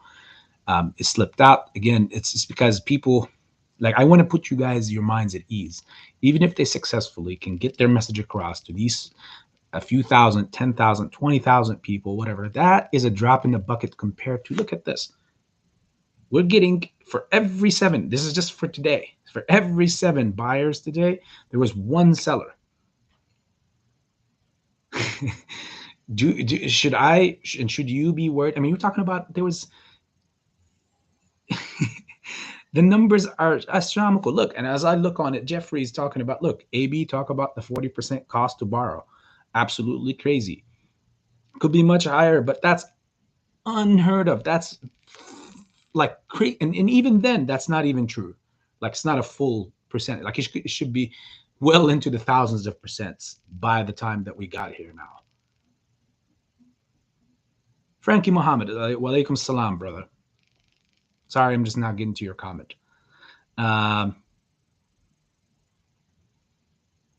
Again, people have different agendas. Some people are here for pure entertainment only. Some people are here to, you know, get some education or to further strengthen their conviction, not get influenced. Obviously, not personally. I will not add on to that and play in that game. You make your own decision at the end, but the people that don't know the fundamentals of the game and they just move with the he say she say. I mean, some of those creators themselves, like, you remember when John Wick Sniping was talking about that BFM, you know, that pharmaceutical company. Where's that stock now? It's in the bottom of the pits of hell. And now it's red box. Where's that going to be? You know, the people that just get swayed by words, and the words are what move you, you're going to have a very hard life. Very, very hard life. You just hear the hype, you don't even know the source of it, and you're already buying it, taking it straight, depositing it into your bank. Don't let any of the outside noise. Remember what I kept saying to you guys in the past week or so? Hear the news, but block out the noise. Block out all the noise. Like, if you hear the statement saying, "Oh, another hedge fund got shut," like today, you saw that that dealer broker, they got charged by the SEC. Right there, right then, like face value. I just took that and then walked away. That's it. That's all I need to know to further for me. I don't need to go and look further into it and see um, why it's okay for something. Like, I need to dig deeper and listen to the noise that comes with it. I know the catastrophe that causes on its own platform, and I know that that's linked across the ether for all other broker dealers. Many other broker dealers lied that they didn't shut down trading or suspend trading on AMC and GME back in 2021, when in reality they did. It wasn't just Robinhood.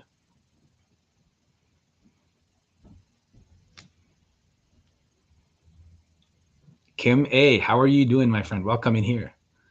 Howdy from Texas. Hey.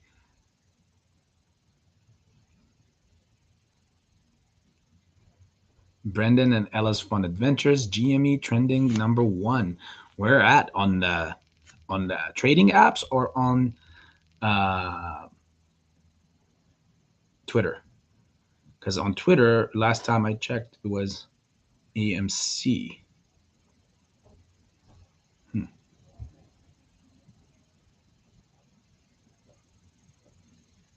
Oh wow, look who's trending now. BlackRock is trending for what? Let's see.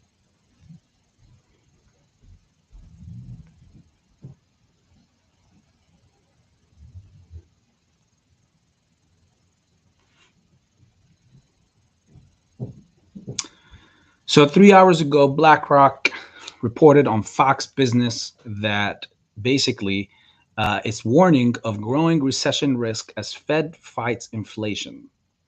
Oh yeah, they're definitely fighting inflation. That's for sure. Um, and then you also have this former Obama advisor. Yeah, we definitely need those. Uh, is now a senior executive at BlackRock Inc., assisting Larry Fink and Barack Obama running the White House. Thomas is currently leading WEF sessions in Davos. Yeah, we remember what happened in that tenure and around that 2008 and 9 and 10 madness back then.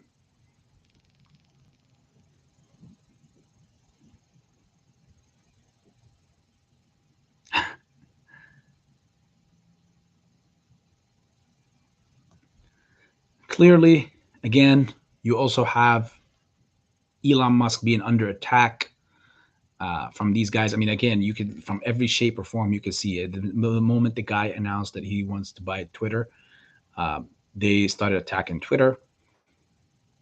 It is down, um, and I think it's for another cynical reason. I mean, the guy could get it if Twitter squeezes. He's only viable to buy it for 54 if he continues along with it. But they did something very cynical. They started attacking him from every angle. I mean, they cut him, clipping off his wings. Look at it. Most of his wealth is from his Tesla. Where's that at now? Tesla has lost more than 50% in the past few months of his current valuation. It was in the 1300s, 1200s, and now it's in the 600s, and arguably going to be not even the end. It's just the beginning for it. Um, they attacked him there and basically chopped his wealth. Where else are they attacking the guy? On Bitcoin. You know, he has a lot of personal holdings in Bitcoin, and Tesla is the second highest institution in Bitcoin holdings.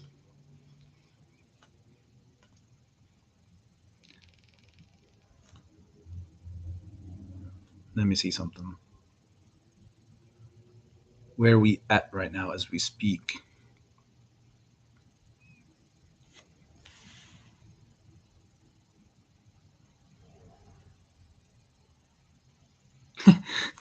GNCA is 21% up right now so far, even though it took a beating. Oh my god.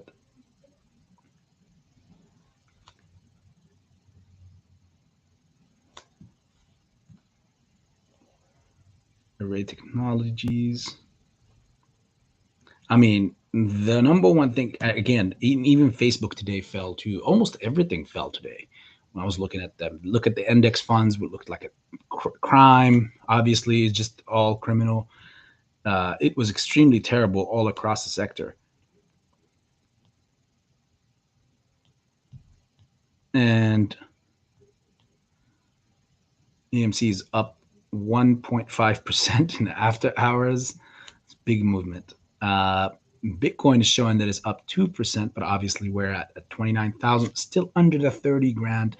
That was supposed to be its major support, and now it's its major resistance.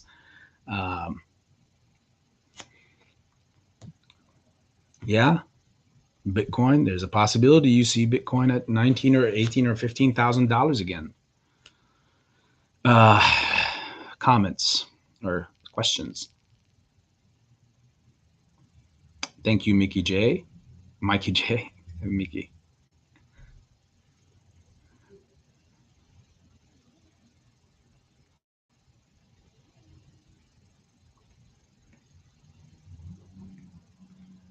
Where did I go? Right there.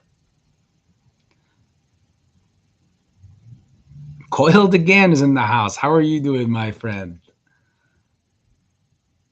Stacia.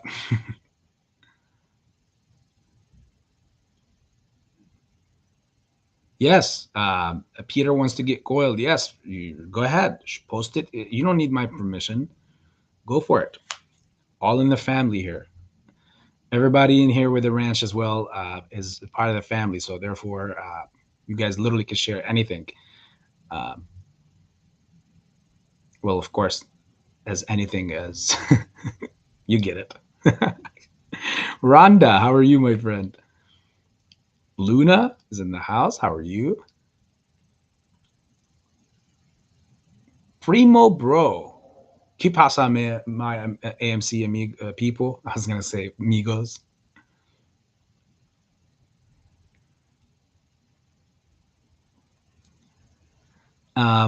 Guy got a Glock. How are you, my friend? Usual Wales just tweeted the feds courts just gave STC the green light to unleash Robot Godzilla. Time to bring the pain.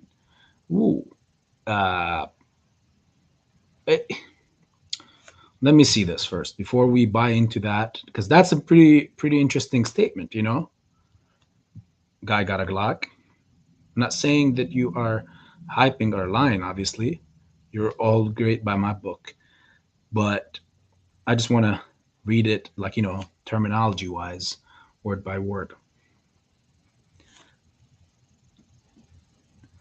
And I know that I'm following unusual whales. Actually, no, I'm not. Why? I was. That's weird.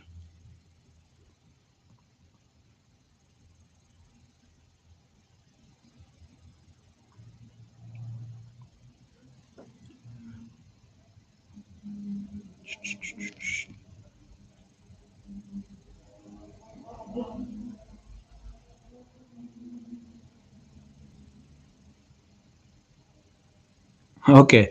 Now they're talking about here. I read his thing too right here. I see. The SEC has charged broker dealer trade zero. Okay, I've shared that earlier. Let's see actually the details of this. Unusual whales reports some extra stuff sometimes here and there. Estimated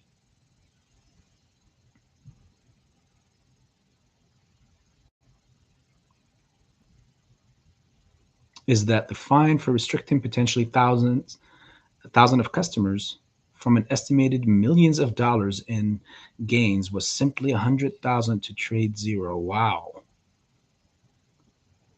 Daniel Piptone only paid 25,000.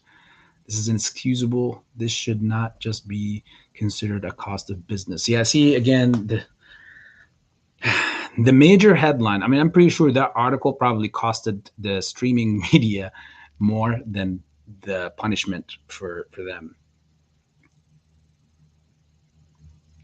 And now he's talking about the school shooting too that happened that Brendan and Ella's just shared with us.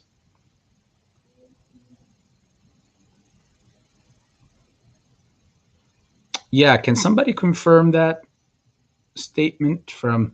Hey, the guy got a Glock. Could you turn any of our great mods here or me as well to the link so that we can just verify exactly that? Um, because that is an interesting statement. If they really do, um, that's going to be interesting. Ordinary Joe can't make a buck in this shit show of a market nowadays. AMC could cure cancer and it would drop $1 that day, 100%. Here's the thing. Yes, and in the markets, yes, of course there would be a lot of money made. If you're a day trader, I was covered that segment in yesterday. Um, Day traders, there's opportunity every day. You know, you make money based on the trend of what's happening that day, and then obviously you got to use technical analysis for day trading, so you could know where's the strength, where's the oversold, and where's the overbuy. You know, you check depending on whatever system you use or however techniques you use, whether you look at the VWAP, whether you look at candles, filling up, not filling up, all that kind of stuff. There is obviously opportunity to be making money. Now, what doesn't make sense is to sell out of your, again, I'm not telling anybody to do this or not to do this, but what doesn't make sense to me, again, this is an opinion, is to sell out of, it's like to sell a brick of gold, because that's the way I look at AMC shares and GME shares. You're selling a brick of gold so that you can go ahead and chase the equivalent of half of that brick of gold, but just instantly, right there and then, instead of having to wait and earn more. And that brick of gold can earn you that brick of gold each. Instead, you're settling for right now. I need the convenience of right now money. I want to sell and go ahead and use that money to perhaps, and even then, it's not guaranteed too. Most people that do this, the overwhelming majority of the people that do this end up losing that amount, by the way, because they're going in thinking that this is the bottom on a stock. So I was telling you guys in a few weeks in advance ago, I was like, watch out for this volatility that's coming now. Embrace it, but watch out from it, because people who are pulling out money from left and right thinking this is the bottom, and next week is going to go up, and they're seeing those every day. There's bull traps left and right. And they get it, they do whatever, whether they sell AMC or GME to some of it or all of it, or whatever the case may be, to go and participate in other plays that they're hearing the hype on. Suddenly that doesn't materialize and they lose that money. Now they're completely out. Now they, by default, they turned into AMC haters and GME haters because they don't want to label the whole situation as it's their fault. They have a feeling inside, on the inside, that they were the problem, but they don't want to look themselves in the eye every day. Like, why did I just even do this? Like, you know, automatically they become haters to AMC and GME and they start shit talking the stock. They become shills by default because they know the magnitude of the mistake they made and the fact that all they had to do was just freaking buy and hold. And they believed in that model all along. And then guess what? They faltered right on the goal line and they fumbled the ball. And now they need something to blame. They just can't see everybody enjoy what they dreamed about as well. Because the reason why they got into this play is the same as yours. Life-changing wealth, right? Now that they lost the keys to all that, courtesy of their own actions, now they're going to turn into, they know what everyone else that is still in the play, they know deep down inside what their potential is. And they know that they're going to miss out. So therefore, they're going to hate on everybody else. Does that make you or me lose any sleep? Nope. It's just another lesson of life, my friends. Whether you want to take it or not, it's prepared as such.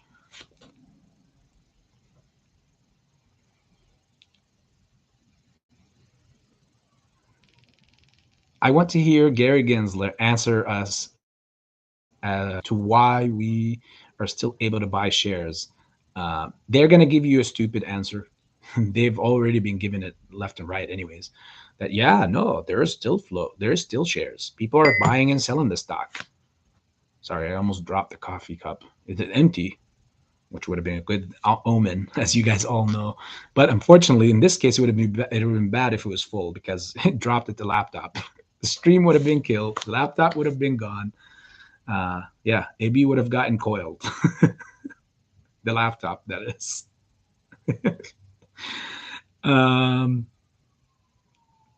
But yeah, they'll give you BS reasonings. They're going to say that, hey, yeah, there's still shares and whatnot. Who are you and me to go ahead and argue with that? It's not like we have a direct line with them saying, no, there's none. Show me where. I'm looking right here. It's not real. That doesn't exist. So all they have to do is just say it, and everybody else is going to run with it. We know it's not real. Do we really care?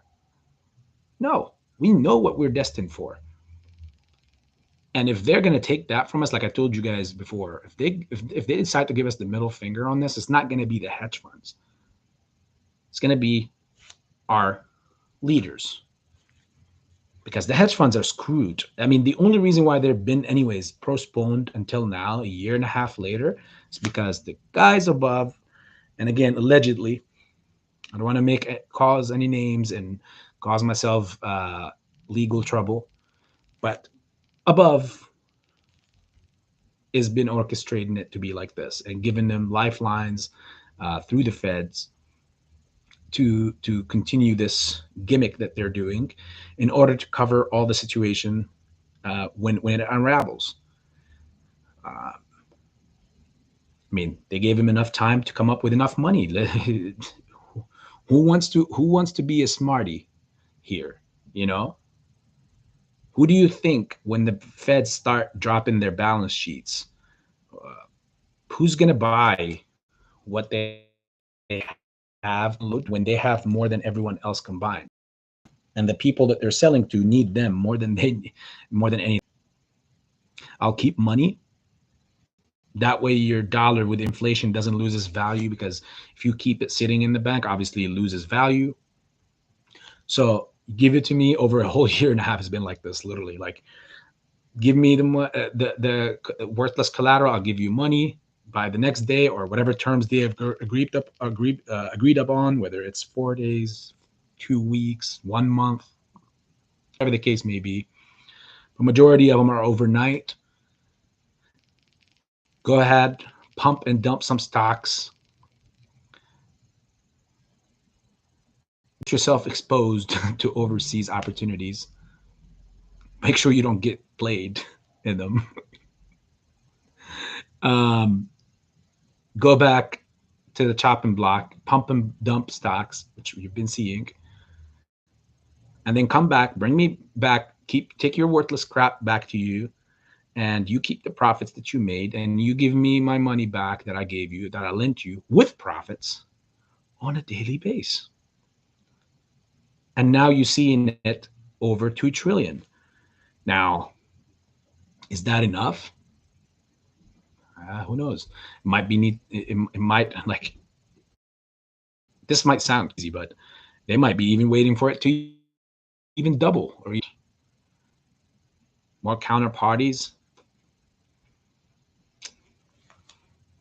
They showed you every step of the way how the whole thing is going to play out. Like, they showed you why they added all these extra halts, system stress testing the system in case of something. How do they test it? They need something to fire up out of nowhere, which we experienced a month ago, when we fired up and then suddenly we got halted. And they're practicing this thing. It's like a Brova. You know, they're practicing this thing in the background and seeing how it's going to play out, exactly how they want it to play out when this thing goes off, so they can manage it. Now, does that mean they're going to screw people over and whatnot? People just have no idea. When you have these funny creators, I call them funny. This way I'm not, being mean to anybody. When these funny creators tell people, 200 to 300, second bracket 400 to 700, and then whatever, or even no brackets, or like whatever the case, like sell low, whatever, they just have no idea. I mean, like, just today's data alone, if it was not dark pooled and effed with, our stock with just today's activity could have climbed up to probably 40, 50 at least.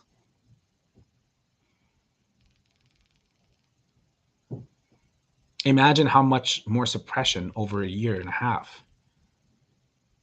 It plays with my mind when I see people are calling MOAS, but yet at the same time they're talking about we'd be lucky to see 300 or 400 and all that stuff. So it was like, why are you even talking MOAS? This is not even the son of, or the child with those numbers. It's not even the child of uh, a squeeze, let alone a MOAS, the mother of all short squeezes. Does not matter. Like, another funny thing I hear is, oh, we grew in size. It doesn't matter. These are transactions, and it's gonna it's gonna do what it's gonna do.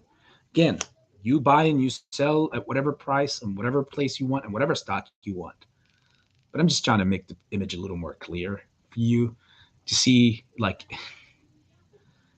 this was perfect for them. Let this thing go on forever so people can lose conviction. And even the ones that stick around at the end, they're on the very first run up, they see they're all going to be eager to get out because they can't do this anymore. If any of those are you, I really feel sorry for you.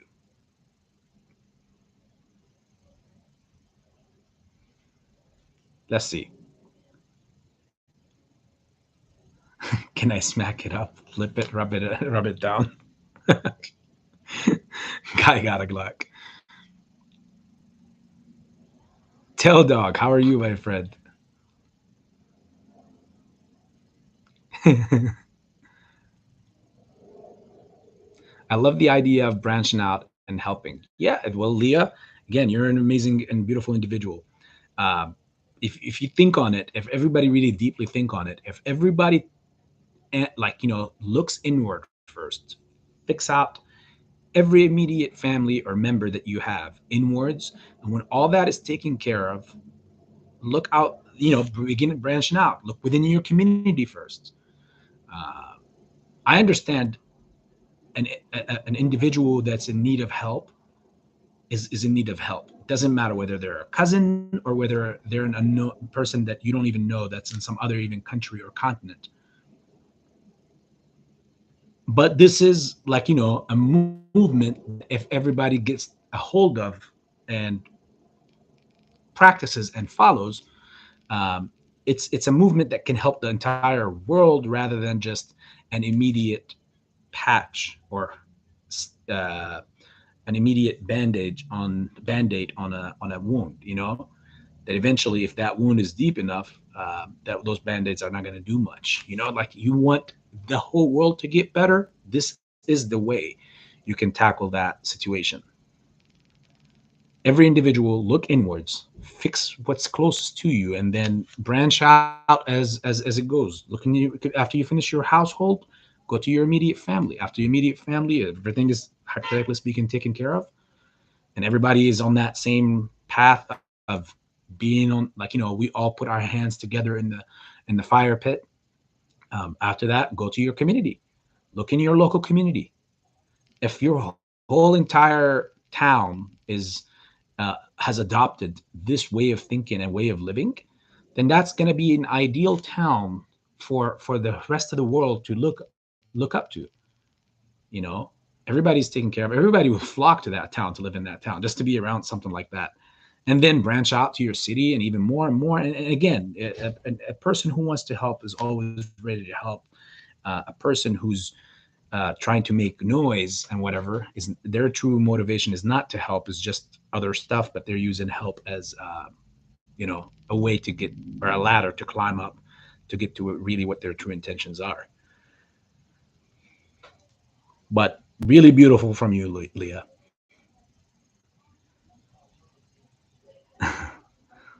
Tell dog.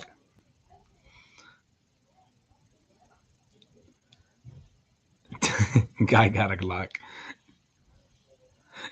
He said, "Well, now that's what's up. I hit it." Did you just what? Did you shoot something? Again, your name, you got a Glock, so we gotta watch out. uh, Tell dog, sorry I'm late. I ran out of beer and tequila. All right. It sounds like that's where the party is, really, people. Gloria, you're going to be making our cocktails. Remember? This can't be AB. Whenever we meet, guys, after this, if you wanna wake up not 7 days later and still remember what happened in those 7 days, then AB is making your cocktails.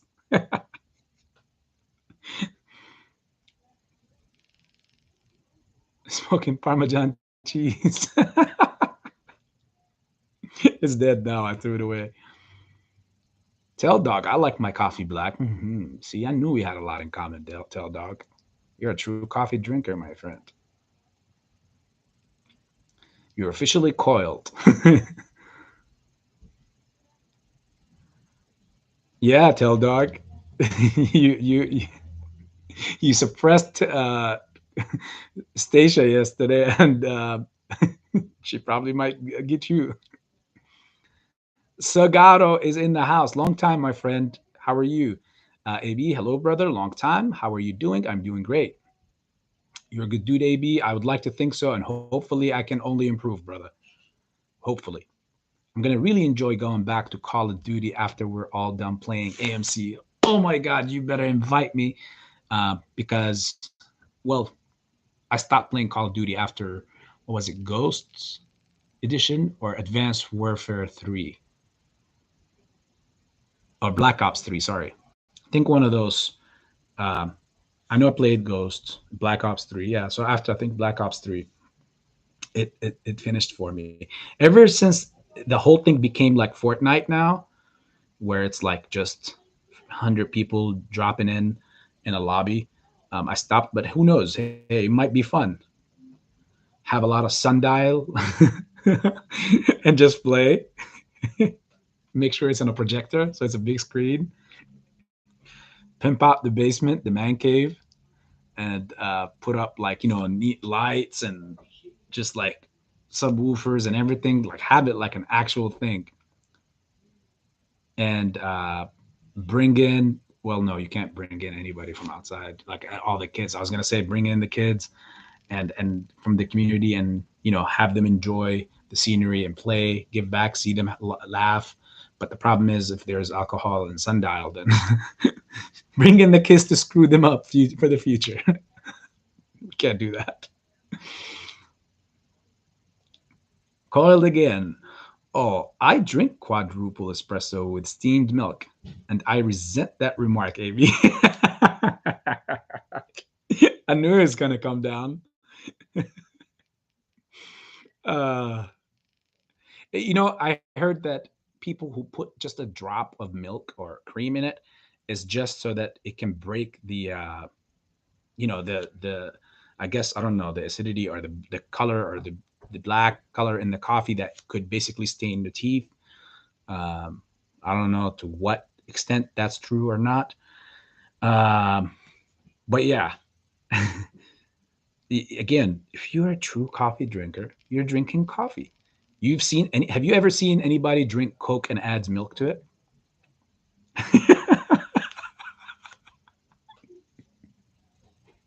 Uh-oh. I just know he didn't. Now everybody, all the, well, I'm definitely gonna get coiled now when I get to it down in the comment section.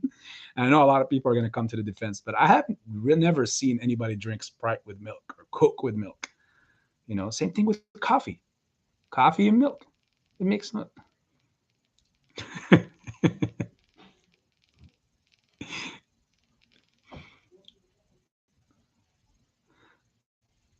Coiled. Gloria, look, even Gloria is on that bandwagon too. I use heavy whipping cream on my coffee, sometimes almond milk. AB, you are getting coiled.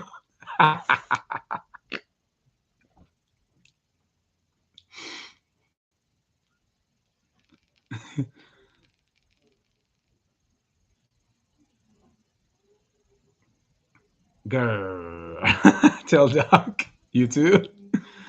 I think they will drive the price of Bitcoin down. So when they introduce the USDC, it will appear stronger, and they will use that to prop up the banks after they collapse. Pabloco, that's very deep. That's possible. I mean, it's a very good educated guess as well. Uh,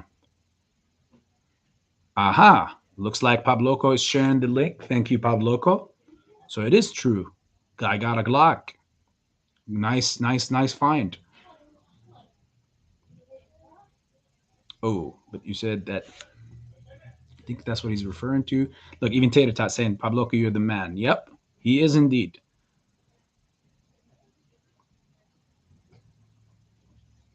Tell dogs, maybe take a look at USDT, Tether market cap, zoom out a month. When USDT tanks, this is what I believe will cause the next Bitcoin crash. That's also very valid, Tater Tot. Very deep. Look at you guys. Wow, very sophisticated and smooth. I'll definitely take a look at it. AV folks are saying AV, you do not want it in COD. I don't know, like those, like in the Call of Duty, the ones that I mentioned, not the newest ones, of course, but the ones I mentioned, that was Master Prestige, like what, like over 80 or 100 times. Yeah, I was so annoying, especially when that map called Breach. Breach was my favorite.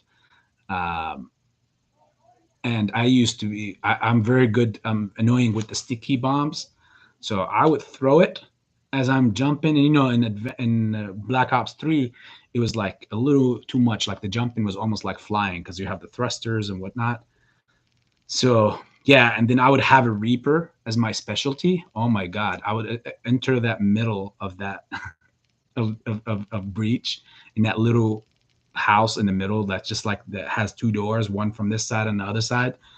And first, as soon as I come to my build, like before I go into that house, I would throw like two quick stickies inside because there's always somebody hiding in there. And even if they had a life jacket on, um, as soon as I go in, if I have my specialty being like, all the way up, all I have to do is just, if they're ducked or on top of those 2-3 barrels, it will go right in and just thrust them. That's why I love the Reaper. Um, so yeah, if we're playing the older one, I don't know, folks. I'll give you a big challenge. These new ones, yeah, most likely, probably yes. I gotta get used to all these weapons, and I gotta unlock all the gadgets and everything. So you probably got me on those. I got crazy fast fingers. Hey, that's a problem then for me. Uh,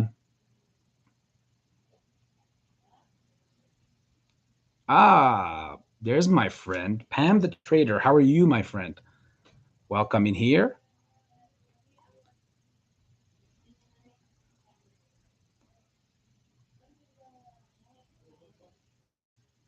Good luck at the movies, Pam. Good luck at the movies.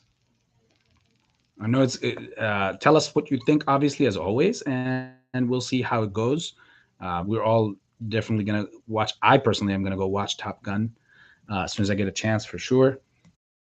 It's one of my favorites, anyways.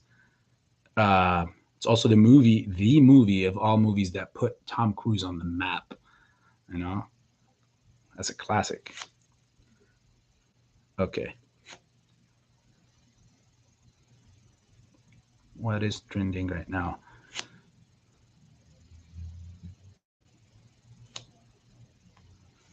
Let's see.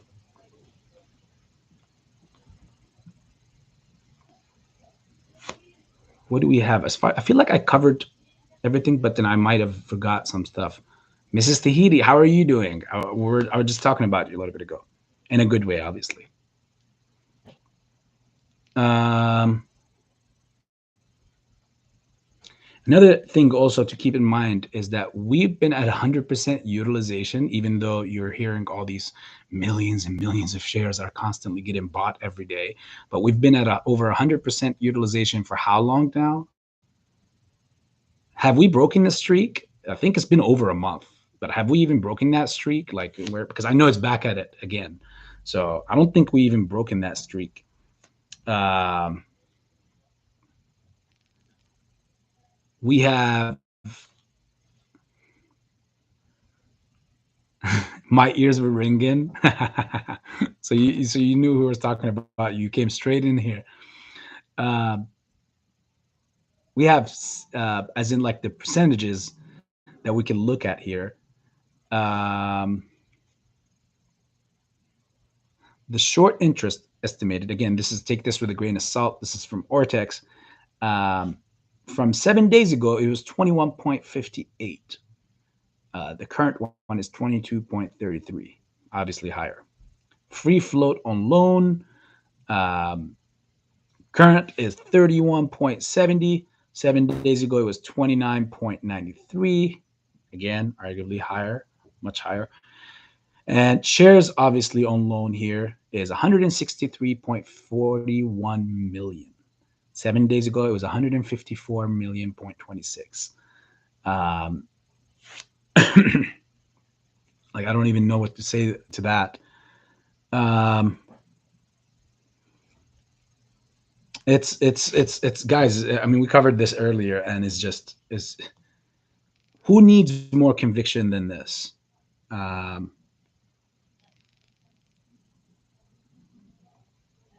I have a very interesting character that follows me on Twitter. I don't know if you guys know this character. Um, it's like a female with a bunch of tattoos, um, and she has like those, green eye symbol, the glowing green, and she has green hair. Her name is I don't know if it's a he or a she, of course, but it's AMC tattooed merm ape. And the reason why I bring this person is because they have many followers. I don't even know why she's following AB, who has what, like 7, 8 followers. I mean, again, I don't promote YouTube like that, or sorry, Twitter like that. But yeah, she reported some funny stuff, and sometimes I look at them and I have fun. And one of them is saying, like, just in case anyone has forgotten through all this BS we've been through the past 16 months, this is the seller's guide to hashtag AMC. It says $1 to $99 is equivalent to go F yourself. 100 to 500 is equivalent to haha. 501 to 1K, you think we're that stupid? That's the answer to that. And 1 to 5K, you wouldn't have burned evidence. That's the answer to that. 5 to 10K a share uh, is equivalent to we're getting somewhere now. Okay. 10 to 50, sell some to recoup investment. 50K plus, use your best judgment. And then 100K plus, burn in hell, MFers. I mean, it was a hilarious post. Uh,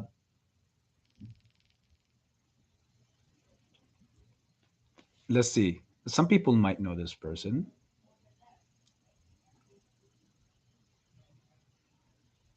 Leo the Line, welcome inside the chat, brother.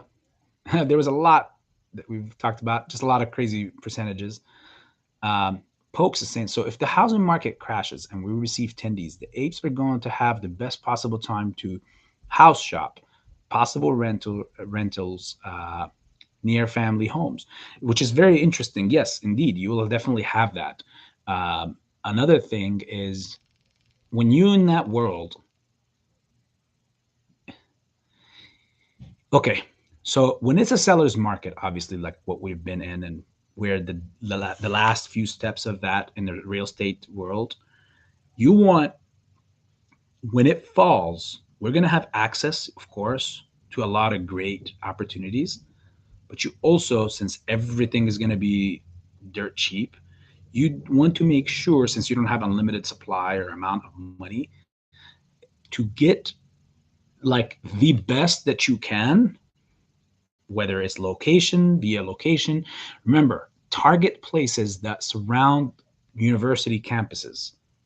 They're always going to be more expensive. And that's just, again, the tip for you guys, because when I opened up my hookah bar that I sold years ago, um, I specifically targeted opening close to a college campus because, college students coming in. But I sold mine right before they made that smoking regulation is 21 and up instead of 18 and up, because I knew that was going to be a catastrophe for all that, and it is. It's hurting a lot of my friends in that realm, in that business, that have their own hookah bars, but they're close to campuses, so they're paying higher rents on these buildings that they're in, but they're not like it's not benefiting them whatsoever because none of those college students are going to walk in. I mean, what's the average college student age? What, 18 to 21? So it's and after 21, it's either, if it's a big city, they're there. If there's not a big city, if it's a small city, then they're finishing college and then they're moving into the big city somewhere else. Again, it becomes very, very deep after that. So yes, if you're buying houses, it'll be great, but to maintain its value and constantly get it even to be higher and higher, look for those areas that people are interested in, the growing communities, growing towns, all that kind of stuff. I mean, you're going to have a lot of opportunities, guys. So you're smart enough, you'll know what's up. And pokes, that's another smart idea, of course. You just have to make sure that you have what the necessary, not only means, because you might, obviously, most of you guys will have that after the squeeze, but you have to have it. You have to raise. I wouldn't be like this. This is just to go the extra distance. It wouldn't hurt to go get your real estate license, like to get that course and get that, become a real estate agent yourself. Because again, you don't want to be in a business you don't understand. It's not as easy just buying the property and then after that, like, okay, well, that's more like freezing money. Because when you buy a property, yeah, you are freezing money. It's good for you later for your credit, for borrowing loans, because you have collateral now. You could put the house down on it. For future, you'll see how that benefits you. But if you're going to be in that as a business and you're going to use it or do it as a business, it does not hurt to go ahead and dive deeper into it. I mean, we have Pam in here. I know that's a real estate agent. And I know that out of everyone in here, she probably have the easiest, um, like after she collects her attendees, she would, if she's planning on using it in real estate and becoming diversing that wealth into real estate, she'll have the best many legs up ahead of all of us on that, because she knows what to go after. She knows what to check for in properties. She knows what to look for, and all that stuff. I have a friend who owns a real estate company and owns a bunch of houses and does commercial and residential. And this friend is very, very, very, very dear to me. I mean, it's a story for itself on who's this person. I don't know if any of you in here have ever heard of the Maupin family. Um, I'll put that name first and see if anybody knows it. But yeah, Maupin, Maupin family. Veronica, how are you doing?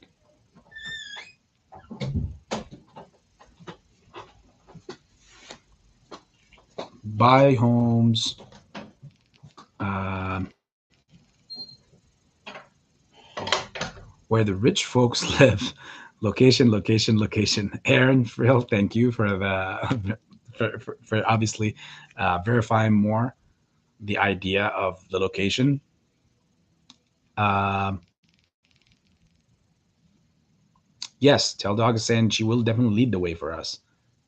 I'll definitely be in contact with Pam afterwards.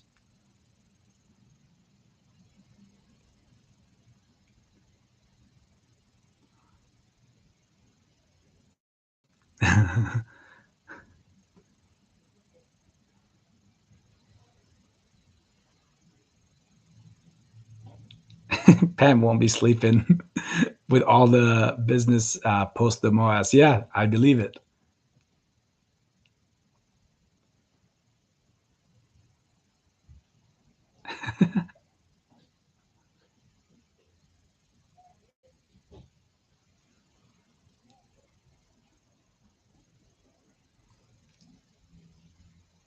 Okay, so as far as the Maupin family, so that friend that I'm talking about, uh, who has that real estate company, and he built it like literally brick by brick on his own.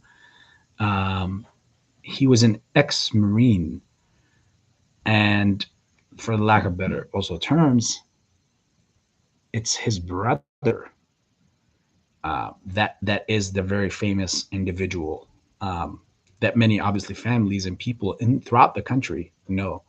I mean, they do a Maupin family, you know, motorcycle ride every year in his honor.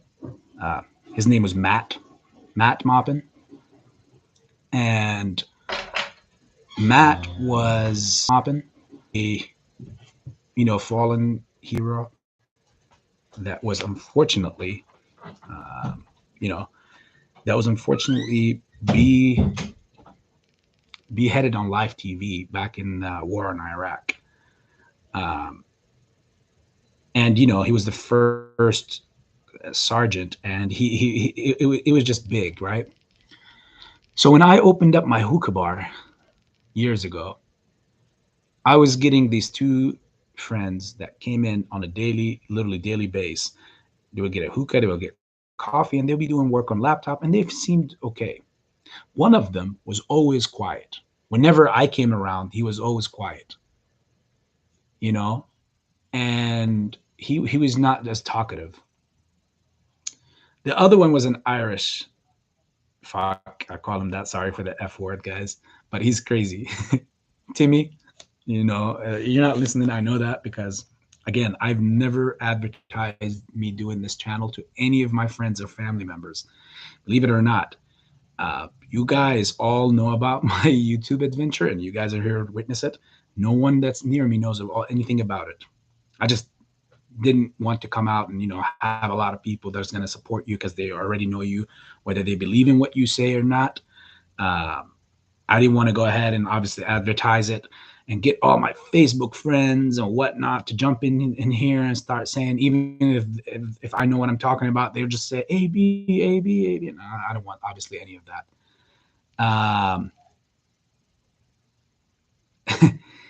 So apparently, Micah was the name of the second guy that was always quiet and not as talkative. And we started forming friendship, over the days. And we all three of us would, me, Micah, and Tim. And one day, that's when, Tim tells me, he's like, dude, it's mind boggling for me to know that, Micah has finally opened up to you, or is like friends with you and whatnot. I was like, oh shit, why not? It's not like I'm actively out there trying to hurt people or something. Like, what do you mean with that statement? I said, if you knew who he was and what he went through, you would understand what I'm talking about. I was like, so what is it? Well, now you gotta know. And he was like, no, that's his story to tell, not mine. I was like, so you start a fire and now you're trying to put it out. So I go straight to Micah and I tell him, you're about to tell me right now, why is it mind boggling for anyone else, especially Timmy, to understand why you and I, it's a miracle that we are friends. And you know what he says? He breaks it down to me. He was like, listen, I was in the Marines. I left a while back. He's not that uh, old, guys. He left and he was like, this is my story. So he opened up and told me, about his brother, his older brother, Matt Maupin, the fallen hero. Um, and when he said all those things, I was like, whoa, what are the odds? And now I can understand because, someone, I mean, you think of it, guys, if someone lost their family, it's natural that they might have, it doesn't matter what the causes are, right, wrong, it doesn't matter what the case is, but they lost them, and they died in a gruesome fashion on live TV. Uh, the country obviously will never forget that. Um, and for him to have a friend that's beyond a friend that he was calling a brother, like I call him and he called me brother, it was crazy, because I'm of Arab descent. And naturally, you would think that he would just develop some sort of hatred toward those, anybody of that region or that descent, just because of what happened to his brother on live TV. And this is not a game or like some YouTuber stuff, or like this versus that or whatever. No, this is real. And this is like, I'm talking about, like, you can search it up on your own, guys. You can see Matt Maupin and what the story of that fallen hero, the sergeant, in Iraq war.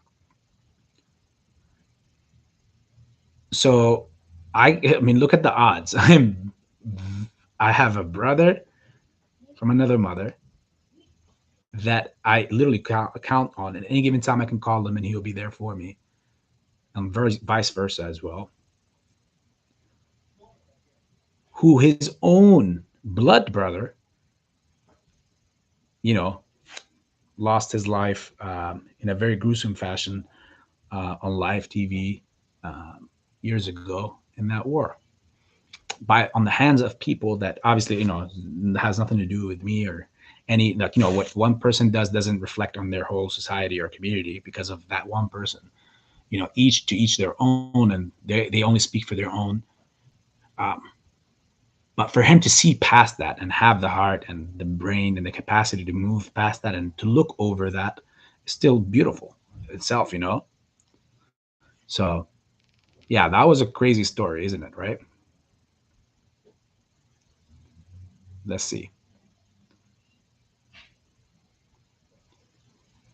The day is over. 2 more days left, so that good thing I work all weekend.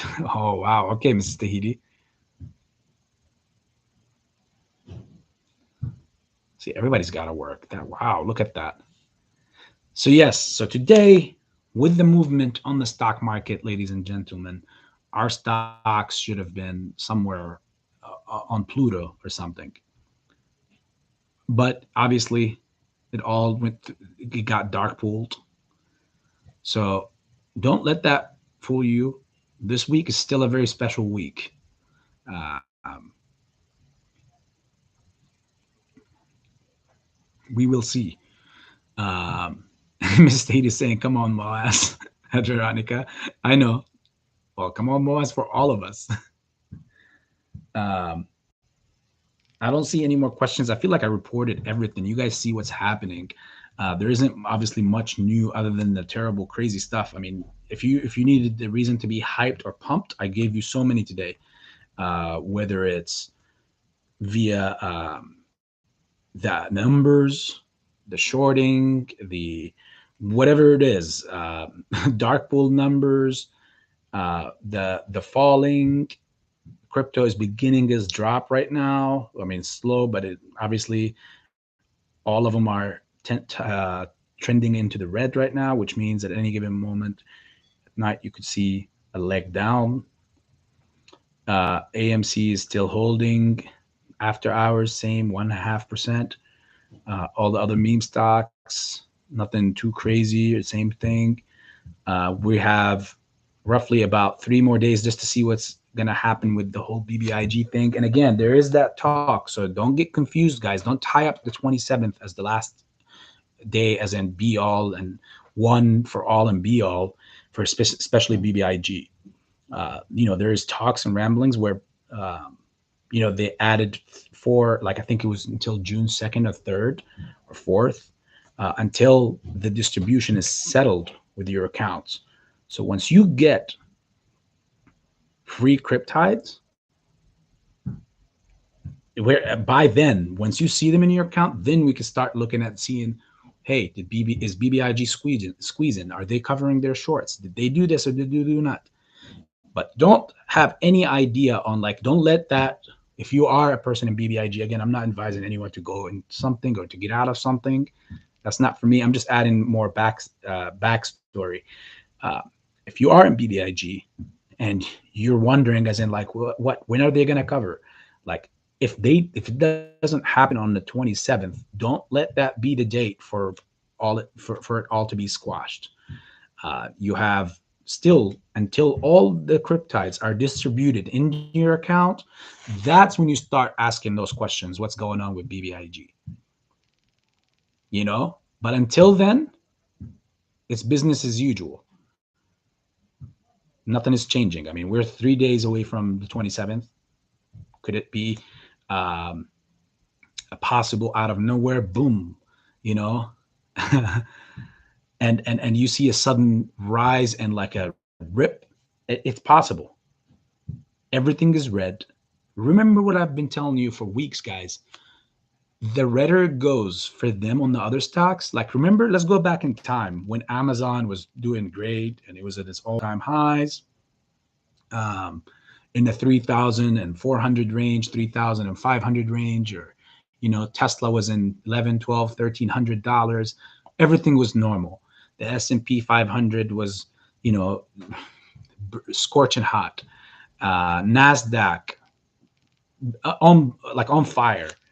And to see all those, remember when back then, I was one of the only ones actually at that time telling you that we will get closer the second you start seeing them hurt on their other positions. People were looking directly on AMC and GME and what is happening around the stock or the companies that was going to make us squeeze. And I was telling you that the forces that we're against, they already lost the war and the battle on the AMC and the GME and the meme stock battlefront. The way that we can finally make them or force them to cover, how do they get margined? It's not through those just two stocks, because they can cover all their margin expense on those two stock or the other meme stock with the hundreds of other positions that they have on other plays.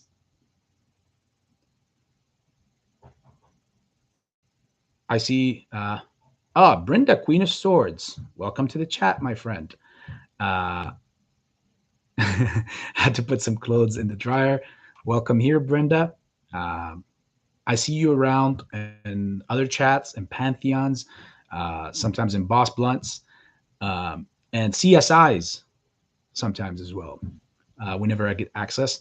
So welcome in here, Brenda. Hopefully you're having a great day. KL, what's up, my friend? How are you doing? So as I was telling you back then, that the only way that they could get, these guys could get margined or squozen out of their positions is for them to bleed and lose from everywhere else. When these guys are down on their AMC or GME, they can, but their Amazon holdings, their Microsoft holdings, their Tesla holdings, their all the other positions holdings, Shopify holdings, when all these are through the roof, they're making up. Even when they get margined on one play, they can get enough money from these other plays and cover their margin. And next thing you know, you think they didn't get margin called or maintenance called once or twice at least along in this whole year and a half? You would not, if your answer is yes, I don't think they got in margin called yet, ever, then you don't understand really what's happening in the market at all. Just like you get a maintenance call that requires you to put liquidity or money according to whatever that figure is, they also get those too. The difference is they have that money and they have the connections to get that money, to have access to that money, to deposit so that they don't get. This is why the reverse repo and reverse repo operations are all there, to make sure that when somebody is about to cough up, they have enough money, go trade, pump and dump stocks, get the money you need, replenish your account, make sure you're not within the margin levels, and give us our money back. I mean, doesn't it sound beautiful? If all of us, if we were all the counterparties with the feds, we would be well off. We don't even have to bring a dime from our own pockets.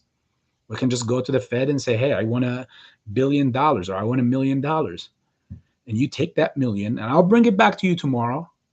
You know how many people you speak to, it's a running joke where give me that million and I'll promise I'll bring it back to you with 1.5 million. Just give me that first million.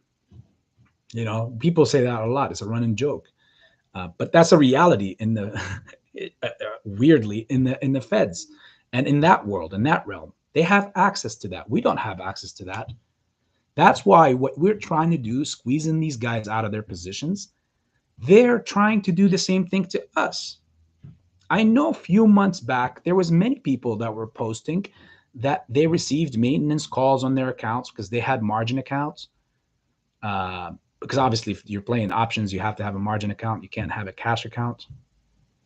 So even if they didn't do anything wrong, just by having a margin account and I don't know what it is, where they did or they reached a certain percentage in their portfolio, because I'm not sitting with these people with every move that they make, but I do know that they came out and posted pictures, whether it's on social media, any platform, saying that they are getting maintenance called and they don't have the money or the funds needed necessary so that they can continue keeping their position, and they all got liquidated too.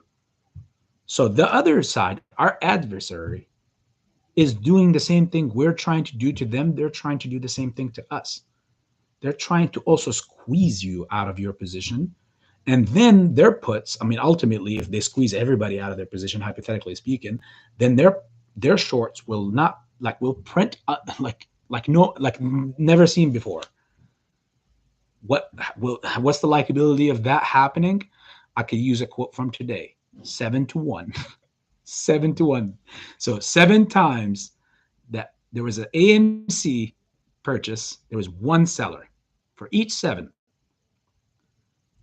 So their odds are not looking good at all. And that was just from today.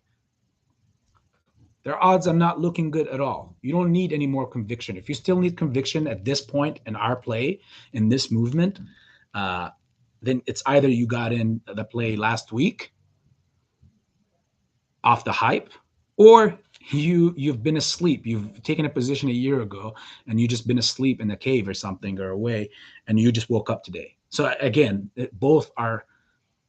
The first one is more likable than the second one, because the second one is just not a possibility, scientifically speaking. So nobody needs any more bullish things. I know all of you guys here don't even need it as well. But who knows? Every day could be a day where somebody new just found out about this or decided to get into this. So we're saying it. We're keeping that alive for everyone. What else do I also see? Some people even asked me about Luna. I know some of you guys have some questions about Luna and what is going on with Luna. Personally, I'll say this: with the prices that Luna is at right now, the people that got screwed with that, it's an over for them. Like it's over. What do I mean by that? As the people that had it and their average was like 80 cents or 70 cents or 60 cents or $1, it's gonna take a miracle that's beyond all miracles to try to get that coin burned enough to get it back up to that dollar. With the times that we're in, yeah. With that being said, the cool part about Luna is I personally taken a position in Luna. Again, I'm not influencing anybody to go and buy or whatever, but I'm going to tell you why. I'm giving you an example. The levels that it's at right now, it's kind of like one of those deals where what's the worst that could happen? None. This thing is almost valued at the same evaluation as SHIB or Shiba, but it has much more. It is utilized a whole lot more and adopted by so many other institutions and places, obviously, than SHIB is.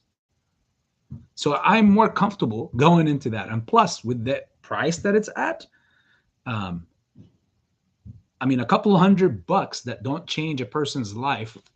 Again, I'm speaking for myself here. Could make a very, very, very handsome, respectable position in that thing. And if it just spikes up to 10 cents, we're not asking for 50 cents. I'm not asking for $1. Even if it takes a few years and it spikes back up to 10 cents, it'll be very handsome, and that's given that I continue to add to it slowly and slowly, but where it's nothing too risky or crazy. This is what you call a dip. You know, I mean, it went back 60% up from when it dumped off, like where it bottomed out at. Many institutions will not allow you to buy it currently as we speak. Some are reversing transactions on it. Uh, I don't care. It's not my life is not going to change from this few $100. It could if it goes to the upside, but if it doesn't, my life doesn't change. But that is a deal that can't be passed for me, the way I see it, especially in that realm. You know, let me see. So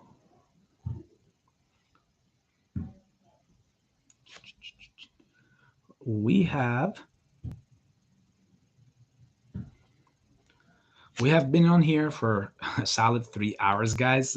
Again, I don't even feel any of them, but I'm pretty sure you guys all have something to do, or life to live. Obviously, thank you so much for bearing with me and giving me your unreplenished time on this planet, beautiful planet. I want to thank obviously everyone. Well, first the Lord for giving me the health and the blessings on each and every single day, and the blessing to meet and know all of you guys and talk with all of you, beautiful family members of ours. Thank you all for everyone that is on the Discord. Thank you all for all the likes and the subscribe and everything. I mean, again, words can't describe how uh, how I feel, about you guys. Um, and Brenda said, "Yes, spot me a million uh, checks in the mail."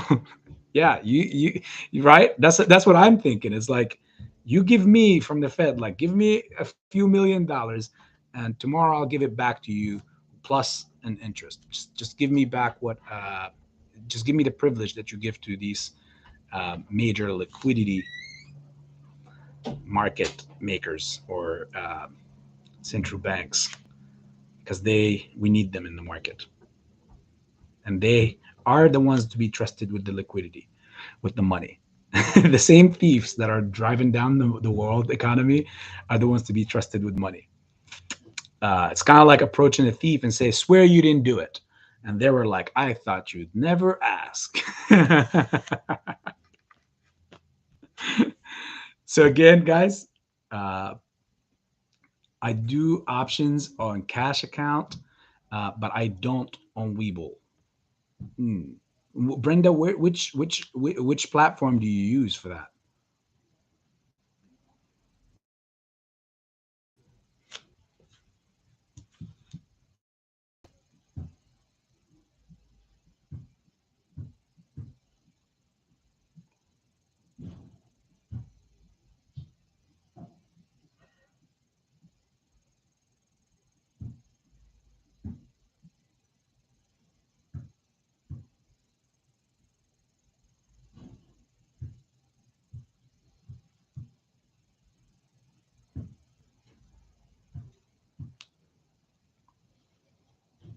Okay, I see. Um, I think then I think you can do possibly buy options or sell them, if it's exactly what, like if it's a covered stock, not an uncovered one. But if you open up a short position, if you sell an uncovered uh, call or an uncovered put, then I don't think you could do that with a cash account, because again, um, they need to that the way that they do it is they need to verify your margin requirement to have it, and that's why it's called a margin account, so that they can in case if you touch any of those bases, the entity that is lending you those shares to sell such thing then will kick into that range, and then they will try to force you, obviously, of course, to liquidate your position so that you can pay your margin. um, so yes, you probably are, but I'm still interested in what platform you probably trade in that.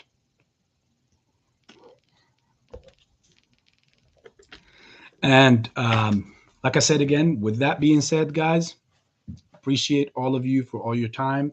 Thank you for coming in. uh, Brenda, welcome to the channel. Veronica, thank you, AB. You bring calmness and common sense to your YouTube channel. Appreciate you, Veronica. Well, again, I bring what I can to the family, and you guys bring everything else to me. You guys have no idea, again, what you mean to me or what you do to me, more than how much I need you guys, if that makes any sense. And ooh, Pam is about to get on the freeway. I know how it's like down in California. So yeah, that's yeah. Have a sane and a good drive, Pam. Good luck. Thanks to all of you guys again. Once again, thank you for the time. Much love. AB Investments.